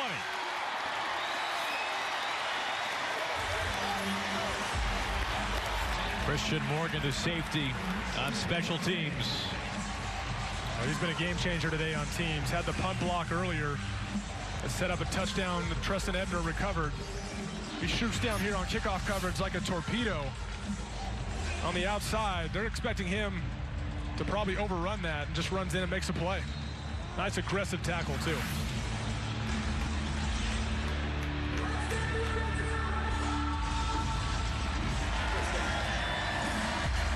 Cornelius, 21 for 36, 243 yards. On the ground to Hill. Hill has a first down. Shy of the 40. Hill picks up 18. That'll take us to the 4th quarter. What a game here in Waco on homecoming. It's been a little chippy at times. We've seen Wallace a couple of times in the end zone. 24-21.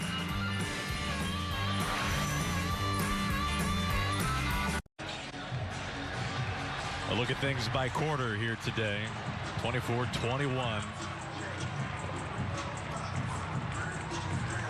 That last drive, a big one for Baylor. Obviously, it had been down 14-0 in the 3rd quarter alone. We talked about how would they respond. Big drive.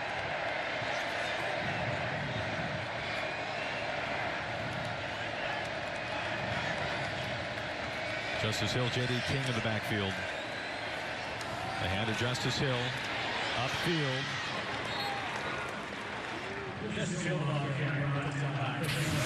Our stats through 3 quarters here today. Of course, 3 combined missed field goals. Total yards greatly favoring the Cowboys. Yeah, key to note that Baylor turnover took place inside the 10-yard line. Should have resulted in at least 3 points for him. Justice Hill a little dinged up.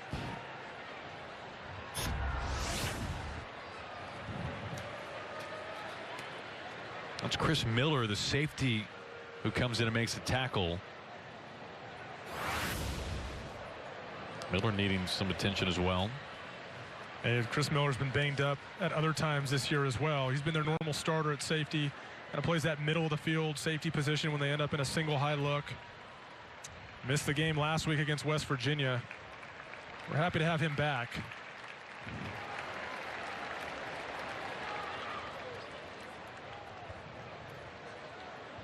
A lot of Texas boys on this roster. Matt Rhule has really appreciated the opportunity to get to recruit this state and all the talent.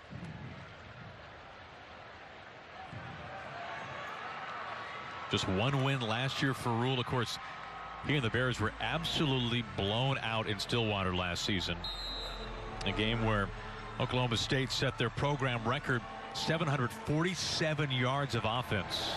And a 59-16 win against Baylor. A lot different here today, however.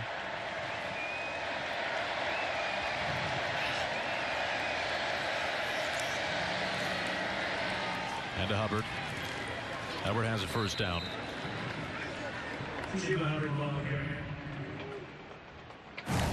Matt Rhule going so far as to say, referencing last year's game, that if Mike Gundy were evil, they could have hung 70 points on him. That's how lopsided that game was last season. Yeah, I think Mike Gundy's been around long enough to know that stuff always comes full circle. So handling a blowout win like that in a classy fashion like he did, I think Matt Rhule appreciated that. First and 10 at the 49. Hubbard just a gain of a couple. You see when these Oklahoma State running backs carry the ball at the mesh point, Cornelius holds it just long enough to get that backside defensive end to stand flat-footed and create a backside running lane for the running backs. Something to got to keep your eye on, because it's given the Oklahoma State running back group more yards over the course of the year, because Cornelius is just mobile enough to keep it on certain reads, open up running lanes.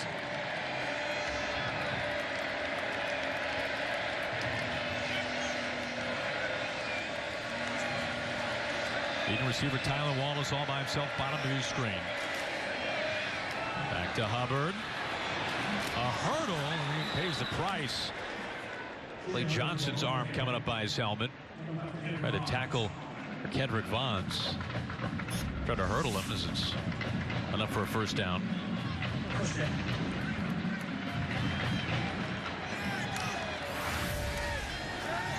To the air this time.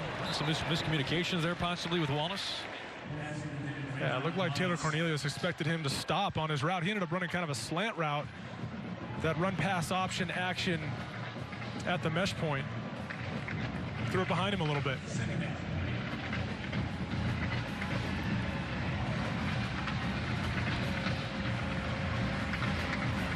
You'll see them get two running backs in the game. Their pony back set is what they call it, with J.D. King and Chuba Hubbard. The hand is to King. It's on a nice move to get a couple of more. It's a pickup of 4 yards. King last year nearly 500 yards. Yeah, they give themselves a lot of options in the run game, especially with their cowboy back. When they bring in either Britton Abbott, Jelani Woods, those guys can both play tight end and fullback positions. And what the tight end slash fullback gives you the option to do in these spread offenses is run those gap schemes and give you more flexibility in the run game. It's worked out well for Oklahoma State when they're at their best. Justice Hill back on the field now. On 3rd and 6 to Hill, straight up field. Not nearly enough. Yeah, well, once again, I think they know the wind is an issue. I don't think they want to punt it here. That's setting up a more manageable 4th down situation. Now you're at, we've got 4 to go. 4th and 3, I believe. 4th and 3. Some people might not like the 3rd down call on 3rd and 6, but at the same time, again, it's to set up a shorter distance on 4th down.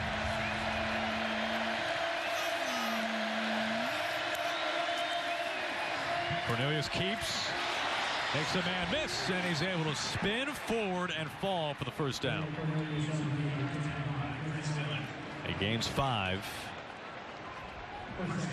Greg Roberts was in position. If you watch him on the left side of the screen, he just takes 1 step too far inside, gets outflanked by Taylor Cornelius, and unable to make the play. Pressure. Cornelius swarmed and sacked. James Lynch there again. James Lynch does an outstanding job with his technique. You watch him here. Ooh, right tackle. Tevin Jenkins ends up tripping over his own feet. Making that pass to the quarterback for James Lynch much easier than he anticipated. I don't think it was the contact from James Lynch. I think Tevin Jenkins just got tangled up. 3 sacks today for Baylor. That's been such a problem this year.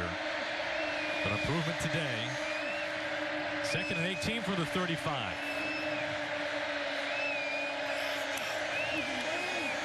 On the delay handoff.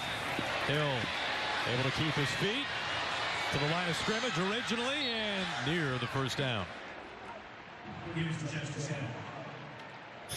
Nice job bouncing that outside. This is the threat that Justice Hill always presents. Is this some of these cutback lanes have to stay home and stay disciplined against the quickness that he has. One of the things we mentioned earlier too with Derek Thomas, that matchup in jump ball situations is tough for Tylan Wallace. I'd like to see them take chances to Tylan Wallace against these smaller corners. We'll step aside. 24-21, Oklahoma State. Fox College Football is sponsored by Dave & Buster's. Eat, drink, play, and watch sports. During the commercial break, cornerback Kalen Barnes, one of the fastest players in the nation, going to be 10-2, was able to walk off on his own power, which was good to see. Barnes, number 27 for Baylor. 12th play of this drive. Oklahoma State trying to respond after the Lovett 75-yard touchdown run. I like the matchup down low with Tylan Wallace. Looking that way, Wallace the catch. Coverage by Riley Tejada. I kind of like what they're doing here. I think oftentimes you get kind of an option route. If he plays off coverage like this, you run about 10 yards and run the stop route. If he plays more press coverage, they probably give him the latitude to go ahead and run a go route. But these jump ball attempts that we saw earlier in the game against Derek Thomas, that matchup is better against guys like Riley Tejada and Jamison Houston. And that's who Tylan Wallace has seen since Derek Thomas exited the game earlier. Makes 1st and 10 at 12. I'd throw it to him again. Well, he's looking that way. Wallace had a layout for it, incomplete. Tejada the coverage again. Yeah, this time ends up running the slant route. Breaks towards the middle of the field. And Riley Tejada does a nice job breaking on it. A little low and inside. But these are the, I think, jump ball situations against Riley Tejada favor Tylan Wallace and his ability to go up and get the football. This is the time to do it. Not against Derek Thomas.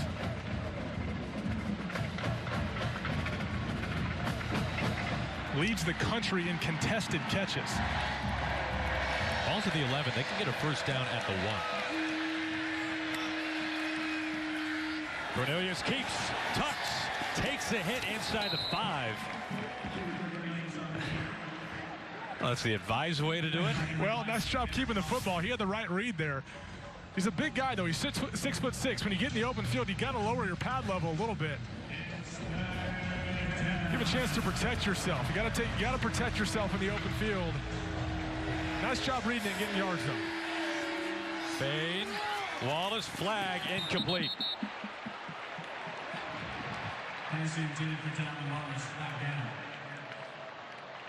Defense, pass interference. Defense, number 13. Ball, foul occurred in the end zone. Ball be placed at the 2-yard line. Automatic first down.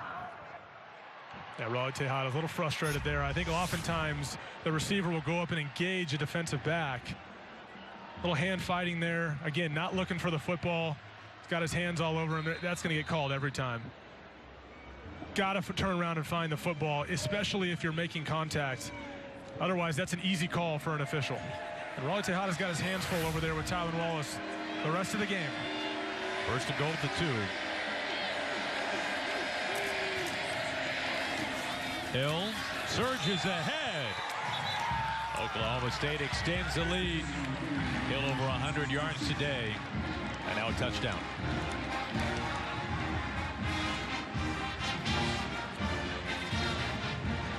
Nice job utilizing mismatches for the Oklahoma State offense. This time punching it in with their spectacular running back, Justice Hill, but putting themselves in position based off recognizing what really is a mismatch on the outside, letting Tylan Wallace, their elite receiver, go to work.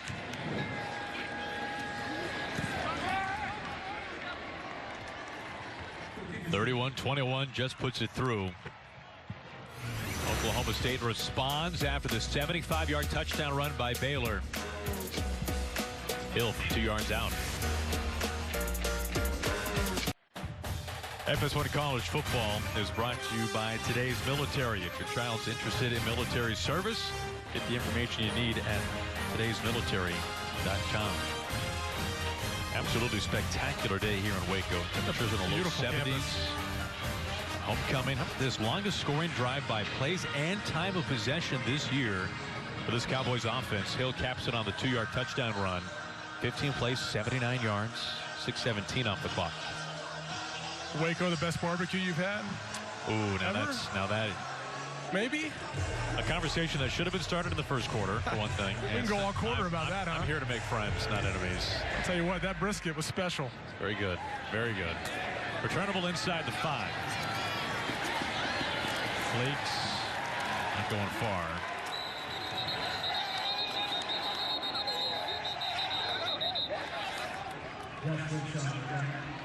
.8:48 to play. Don't do it.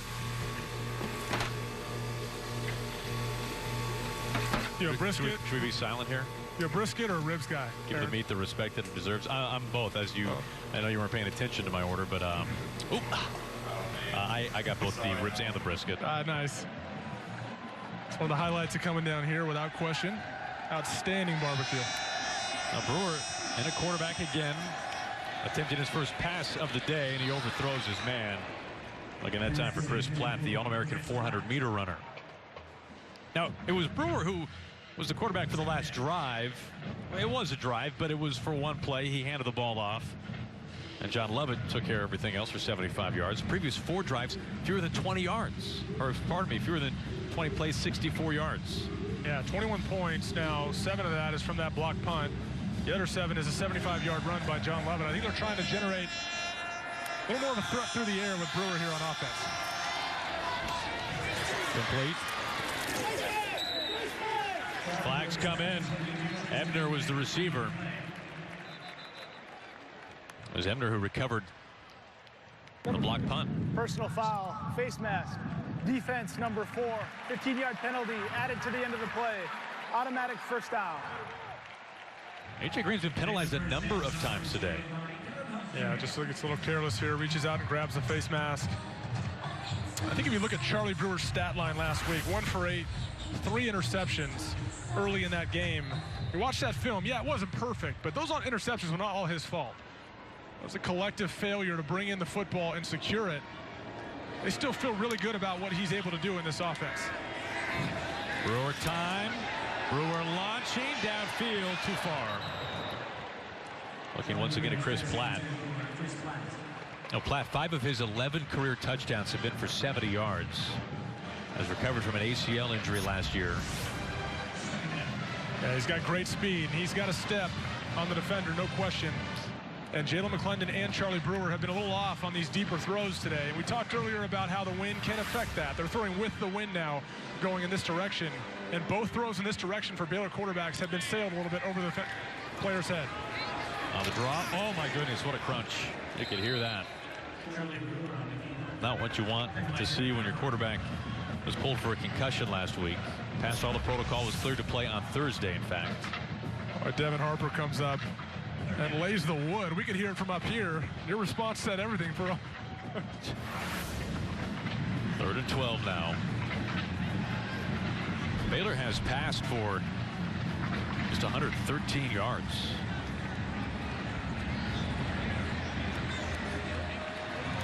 Ball to 38. Brewer having to scramble, tucks. Trying to take care of it, run into the sticks, absorbs the hit, and is right there to get enough for the first down. The other threat that Charlie Brewer presents, his mobility as well, like we saw with Jalen McClendon earlier. You end up in man-to-man, and guys down the field have their backs to the quarterback and leave him a running lane. He'll take advantage of it every time. Nice run for a first down. He leads the Bears in rushing attempts and rushing touchdowns.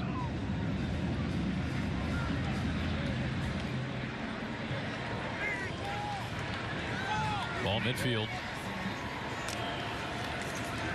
They had to love it. Picks up 6 on the run. Met by Malcolm Rodriguez, the safety. Under 7 minutes to play. Lovett, the leading rusher. Despite fewer than 10 carries, 6 now for 104 yards. Of course, the 75-yard touchdown run, the bulk of it. I haven't seen Jalen Hurd in a while. You see him to the slot. Number 5 up towards the top of your screen. He's got good command in the middle of the field. Now Brewer looking that direction. Now flush. Headed for the sideline. We'll see if we get a flag here. And we do. Calvin Bundage, second leading tackler.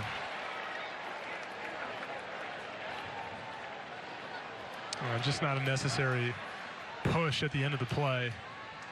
Also got to believe the reaction of the Baylor sideline can somehow be the catalyst After there for the play call was too. over, personal foul, late hit out of bounds, defense number 1, 15-yard penalty added to the end of the play, automatic first down.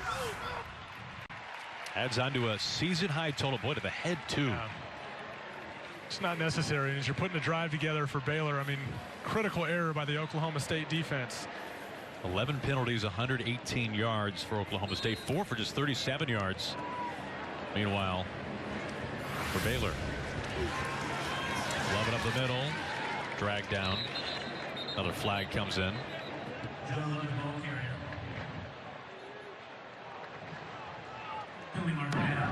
Holding, offense number 77. 10-yard penalty from the previous spot. It's first down. I believe that's Patrick Lawrence's second holding call of the day. The first one was on that pass rush by Jordan Brailford. This time in the run game, grabbing on. Matt Rhule still a little frustrated.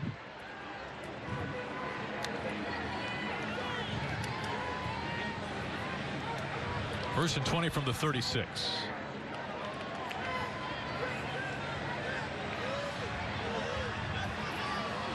Now Brewer trying to figure out the play call here. Well, they get it off in time. Sets, fires, sideline, finds Hurd for the first down. Hurd on his feet into the end zone. What a catch and run.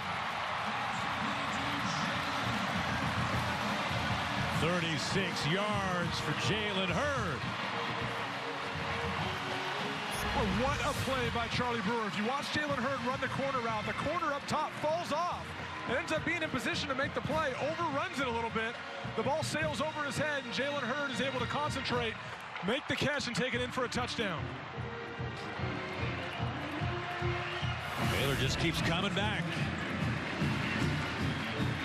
Boy, A.J. Green was in position to at least knock that ball down. The ball sailed a little more than he thought it would. And Jalen Hurd just keeps running, makes a great play.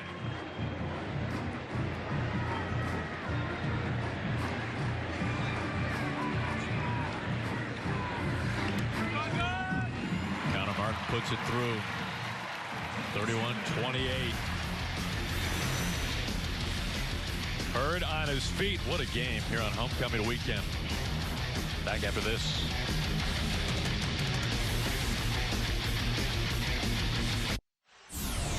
An impressive drive by Baylor. 8 plays, 86 yards. Yeah, Charlie Brewer's mobility has been a big asset for him all year, especially when he can improvise and extend plays. And he's able to get by far the longest pass play for the Baylor offense on the day. 36-yard strike to Jalen Hurd. They really hadn't had anything that was stretching the field with Jalen McClendon earlier. I think that's why we saw Charlie Brewer, and it paid off big for him on that drive. On the previous long passing play of the day, 21 yards to Josh Fleeks. Back to Los Angeles with Sam Farber in the game break. Guys, more Big 12 football on deck on Fox. Number 13, West Virginia will visit number 17, Texas. Mountaineers quarterback Will Greer broke his finger in this game last year, missed the last 2 weeks of his junior season. He wants revenge. Texas wants their 4th win over a ranked opponent this year. Gus Johnson, Joel Klatt, Jane Taft will have the call after Nebraska and Ohio State wrap up on Fox. What a Thursday night it was for Greer and West Virginia against this Baylor defense last week. He was magnificent. 31-28, Oklahoma State trying to add on under 6 to play.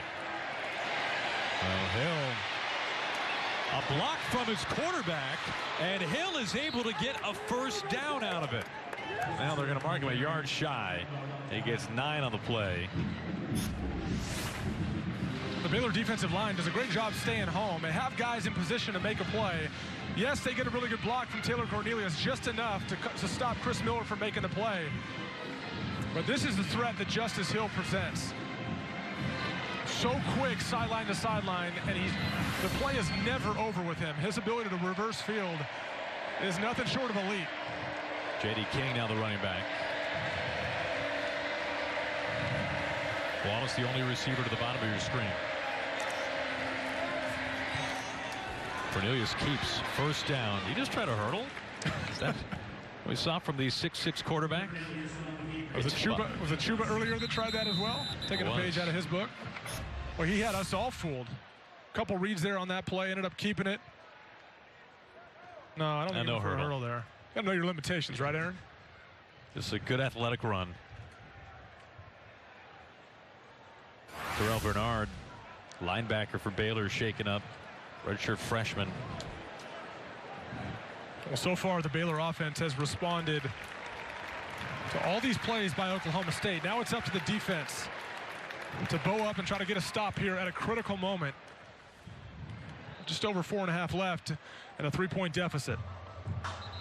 I say, Evan, it is impressive, Taylor Cornelius, and not only his running ability, but his desire to do that for a man when you just look at the eye test, you would never, ever imagine a quarterback of his size would want to do that as much as he does. Oh, there's a lot of courage there, without question. You're 6'6", running around on a football field. You're a big target. I think at times he could probably get a little better protecting himself, but you got to admire the courage and willingness to keep it and go get those yards. 1st and 10 on the 39.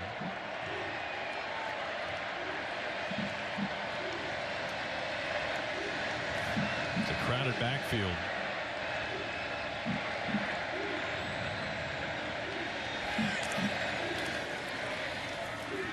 Betty King. How do you approach this right now if you're Oklahoma State with time on the clock and the 3-point lead? Well, I'm just noticing too, Derek Thomas, the corner for Baylor, is back on the field, number 23, over the top of Tylan Wallace. That's been a better matchup for them today than Jamison Houston and Raleigh Tejada being over Tylan Wallace. I was going to say, go back to Tylan Wallace. That's your playmaker. But he's had issues getting separation from Thomas today, and Thomas, being the big guy that he is, has been able to win those jump ball battles and knock that ball down. Going to have to take advantage. I mean, Dylan Stoner's been a weapon over the middle of the field. It's a possibility for them as well. They keep it on the ground. Once again to King, who picks up 2. And they're very much in 4-minute mode here. 4-minute offense is a term, obviously, that's designated, meaning it's a ball control possession offense. Stay in bounds, no incompletions. We want to keep that clock ticking. So if they can put together decent chunks of yardage on the ground, expect them to stay with that. There's no need right now to try to give the ball back to Baylor, obviously. So their goal is to eat up clock, force Baylor to use timeouts, put together a long drive. Trying to convert on 3rd and 4. Cornelius to pass. He's got enough for the first down. He finds his favorite target today, Tyron Johnson. He's been a busy man. He picks up 11. Johnson's 8th catch today. Yeah, it's been these 10-yard stop routes, these timing routes, where Cornelius hits his back foot and drives the ball down the field, that have really resulted in a lot of success for the Oklahoma State offense, both with Tyron Johnson and also at times Tylan Wallace. Expect him to go back and try to pound the football here again and keep this clock ticking.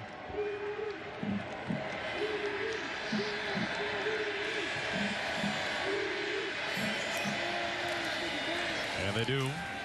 King upfield. Good run on first down. It's not all that often, too, in this offense. You see both Cowboy backs. So fullback, H-back position, both Cowboy backs are in the game right now with Britton Abbott and Sione Inefeuyaki. And on that note, to break.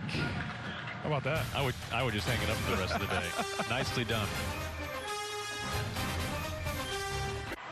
31-28, Cowboys with the ball, under 2.5 to play. Now this game could be different. It would have been a 38-yard field goal attempt. This is in the 3rd quarter. Baylor tries the fake field goal. Special teams are feeling it after the block punt earlier. And of course, no good. Galitz, the punter and holder, misfiring, trying to find Christoph Henley, the tight end. This is not the side of the field you want to be kicking to at the time. Gusting winds. Been a factor today. This has been all King on the ground. Baylor 1 timeout remaining. They just used it.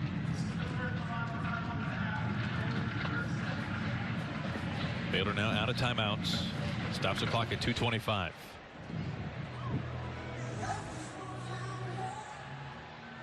Mike Gundy in his 14th year trying to hold on with the lead here in Waco. Now the NFL on Fox tomorrow at 1 p.m. An NFL doubleheader starts with Matt Rhule of the Falcons taking on Adrian Peterson of the Redskins.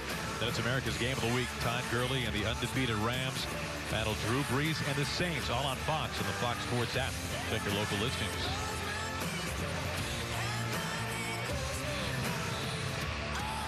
Now, this is interesting because typically over the course of the second half, when Oklahoma State has gotten this field position in Baylor territory, they've always set it up for a 4th down attempt. On 3rd down, they've done it with a mindset knowing they're going to go for it on 4. So you have to wonder here if they're probably thinking 2 straight carries to try to gain 4 yards for a 1st down and effectively end the football game if they're able to do that, given that Baylor has run out of timeouts. Or do they go for a 1st down here and then elect to punt it and try to pin Baylor inside their own 10 to go down and try to tie it? I would go for the 1st down. Been effective in doing that. And King and now Hubbard as well in the backfield. It's Hubbard in motion out. Cornelius on the draw. 4th down coming, gain of just 1. Here's where it gets interesting if you're Mike Gundy. Do you try to pin them inside the 10 and risk a touchback? Or do you go for it? And he's keeping his offense on the field. He's got 3 timeouts, though. Let this clock tick down. Still about 25 on the play clock. It's 4th down. Keeping in mind, too, if they're unsuccessful by going forward on 4th, you give Baylor the ball at their own 36-yard line or so. Not too far. A couple big plays puts them in field goal position. So decision to make here for Mike Gundy. Well, they're going to think about it. First time out of the half for Oklahoma State. 32nd timeout. How about the road ahead for Mike Gundy and Oklahoma State, sponsored by Coors Light, the world's most refreshing beer. This is not an easy couple of weeks coming up. You go to Norman for a red-hot Oklahoma team, and then West Virginia come and visits you. Those 2 teams at the top are the top 2 teams in the Big 12 at this point in time. And this schedule, those final 3, is really difficult for Oklahoma State. If they're able to secure their 6th win today, they'd find bowl eligibility, only to face those 2 top 15 teams over the next 2 weeks. Worth noting, it would mark the 13th straight season of bowl eligibility for Mike Gundy and Oklahoma State. He's done an outstanding job with this program, and they just lose high-level talent each and every year. And it just seems like he's able to restore that talent with high-level young guys each and every year. Now what's the play call here? 4th and 3. Justice Hill is the running back. Stoner in motion. Cornelius rolls. Pressure on his feet. And he is brought down. What a stand by this Baylor defense.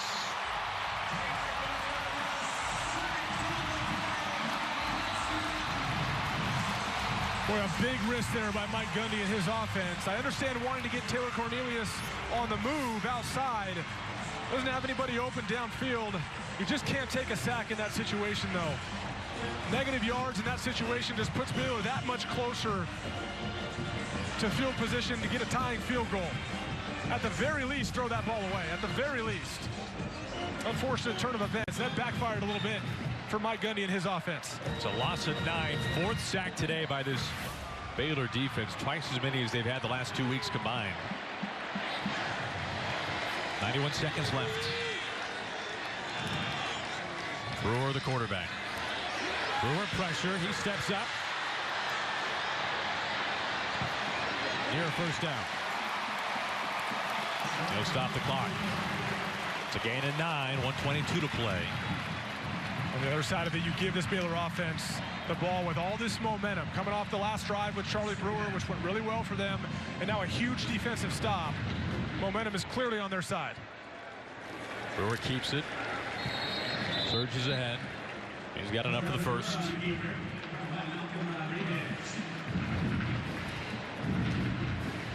No timeouts left for Baylor. Expect to see some shots to Jalen Hurd down here in the slot. in the middle of the trips formation at the bottom of your screen. Finds Ebner out of the backfield at the 40. It's a nice job by Ebner getting down as well, giving himself up, not wasting time, fighting for extra yards. Now under a minute. On the ground, Ebner, big hole. A spin, and finally wrestled down. Pickup of 16 by Ebner.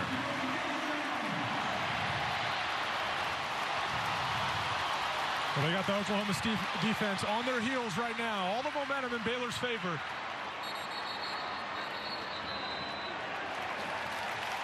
Timeout call. This is the second timeout of the half for Oklahoma State. 30-second timeout. What a shift in momentum. One timeout left for the Cowboys. And several times over the course of the year, we've seen the threat that Charlie Brewer presents when you play him in man-to-man coverage. Yes, he's an accurate passer. You want to tighten up on coverage. He likes to get the ball out of his hands quickly.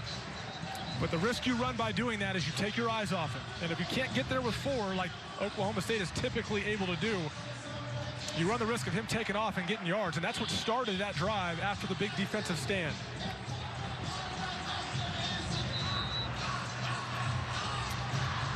As Baylor approaches this field goal territory with Connor Martin, it's hard not to ignore the errors. Obviously wide right in their opening field goal.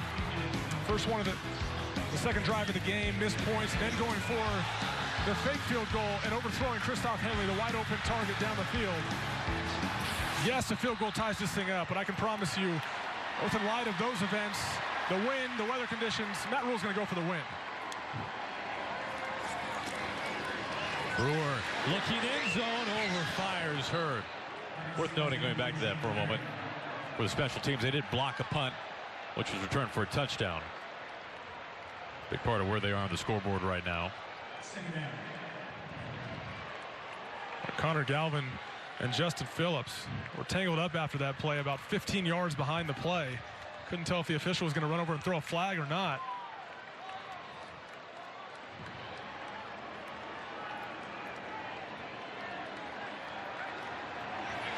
Got Denzel Mims at the bottom of the screen, number 15, ISO'd up on A.J. Green.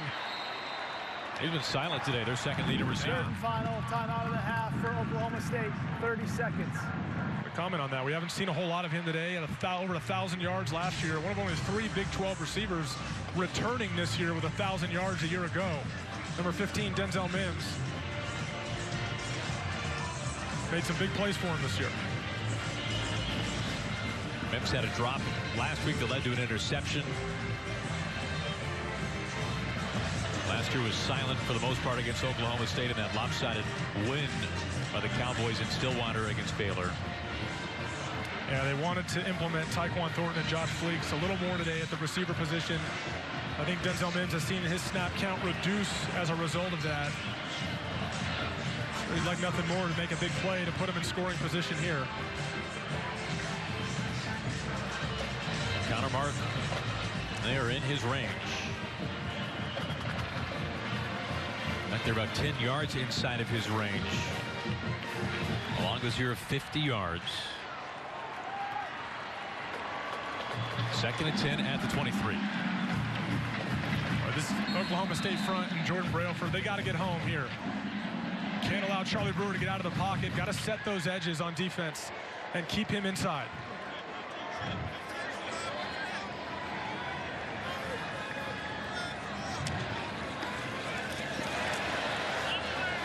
Looking in zone. And a flag comes in. Looking for Marcus Jones.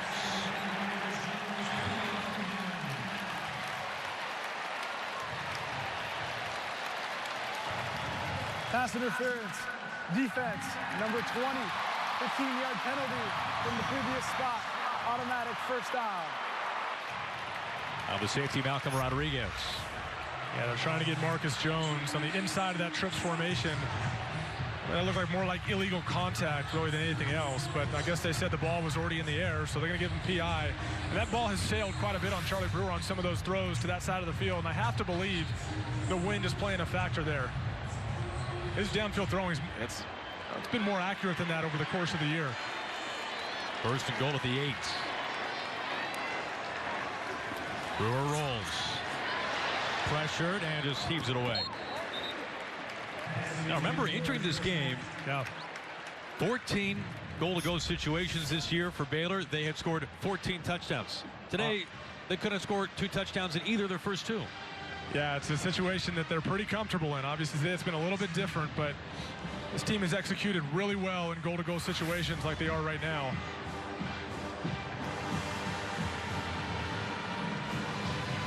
And again, I still think your best weapon in tight spaces like this is Jalen Hurd. 6'4" frame, big, physical, strong receiver that can make plays in traffic. On second and goal, Brewer the draw, spins, and is wrapped up and brought down. Under 20 seconds. Gotta move. It's a danger of a running play at this point. No timeouts left, and got to give yourself a chance to take a shot at the end zone. Looking Mims' way. Mims! What a sensational catch for the go-ahead score!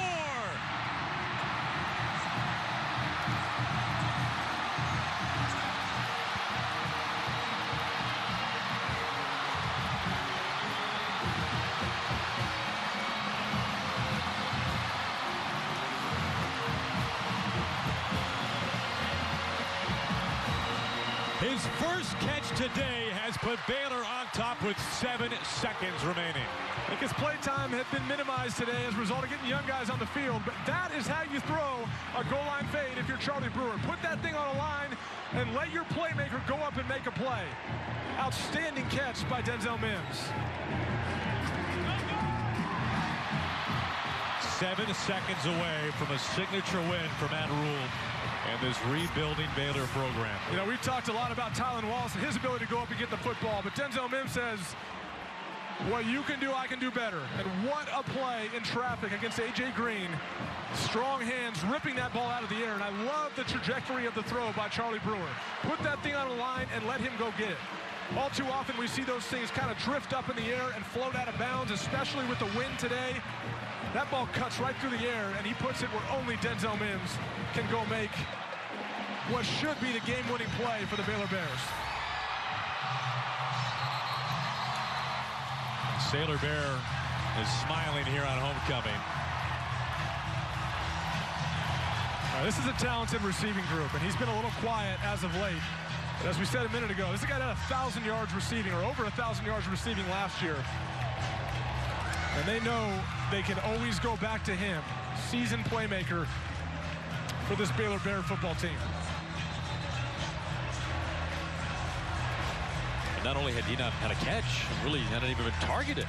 I hadn't even seen him on the field all that much, to be honest with you. You know, we mentioned Tyquan Thornton and Josh Fleeks getting in there more. Hadn't seen him a whole lot. 35-31. 7 seconds remaining.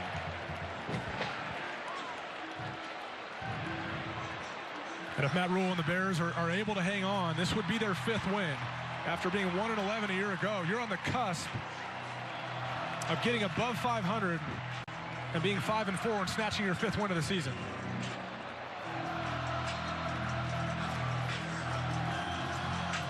This place is alive, huh, Aaron? It is. A day that started with offensive frustration for Baylor. First 2 drives set up goal to go, both times resulting no points, but a chance to win today.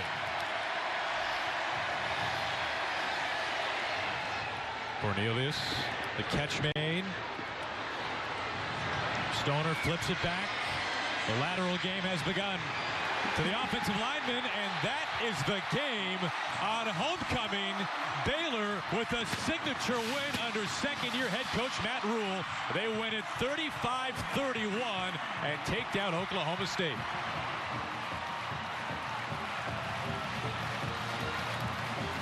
This a game last year that Baylor lost 59-16, and they win it today.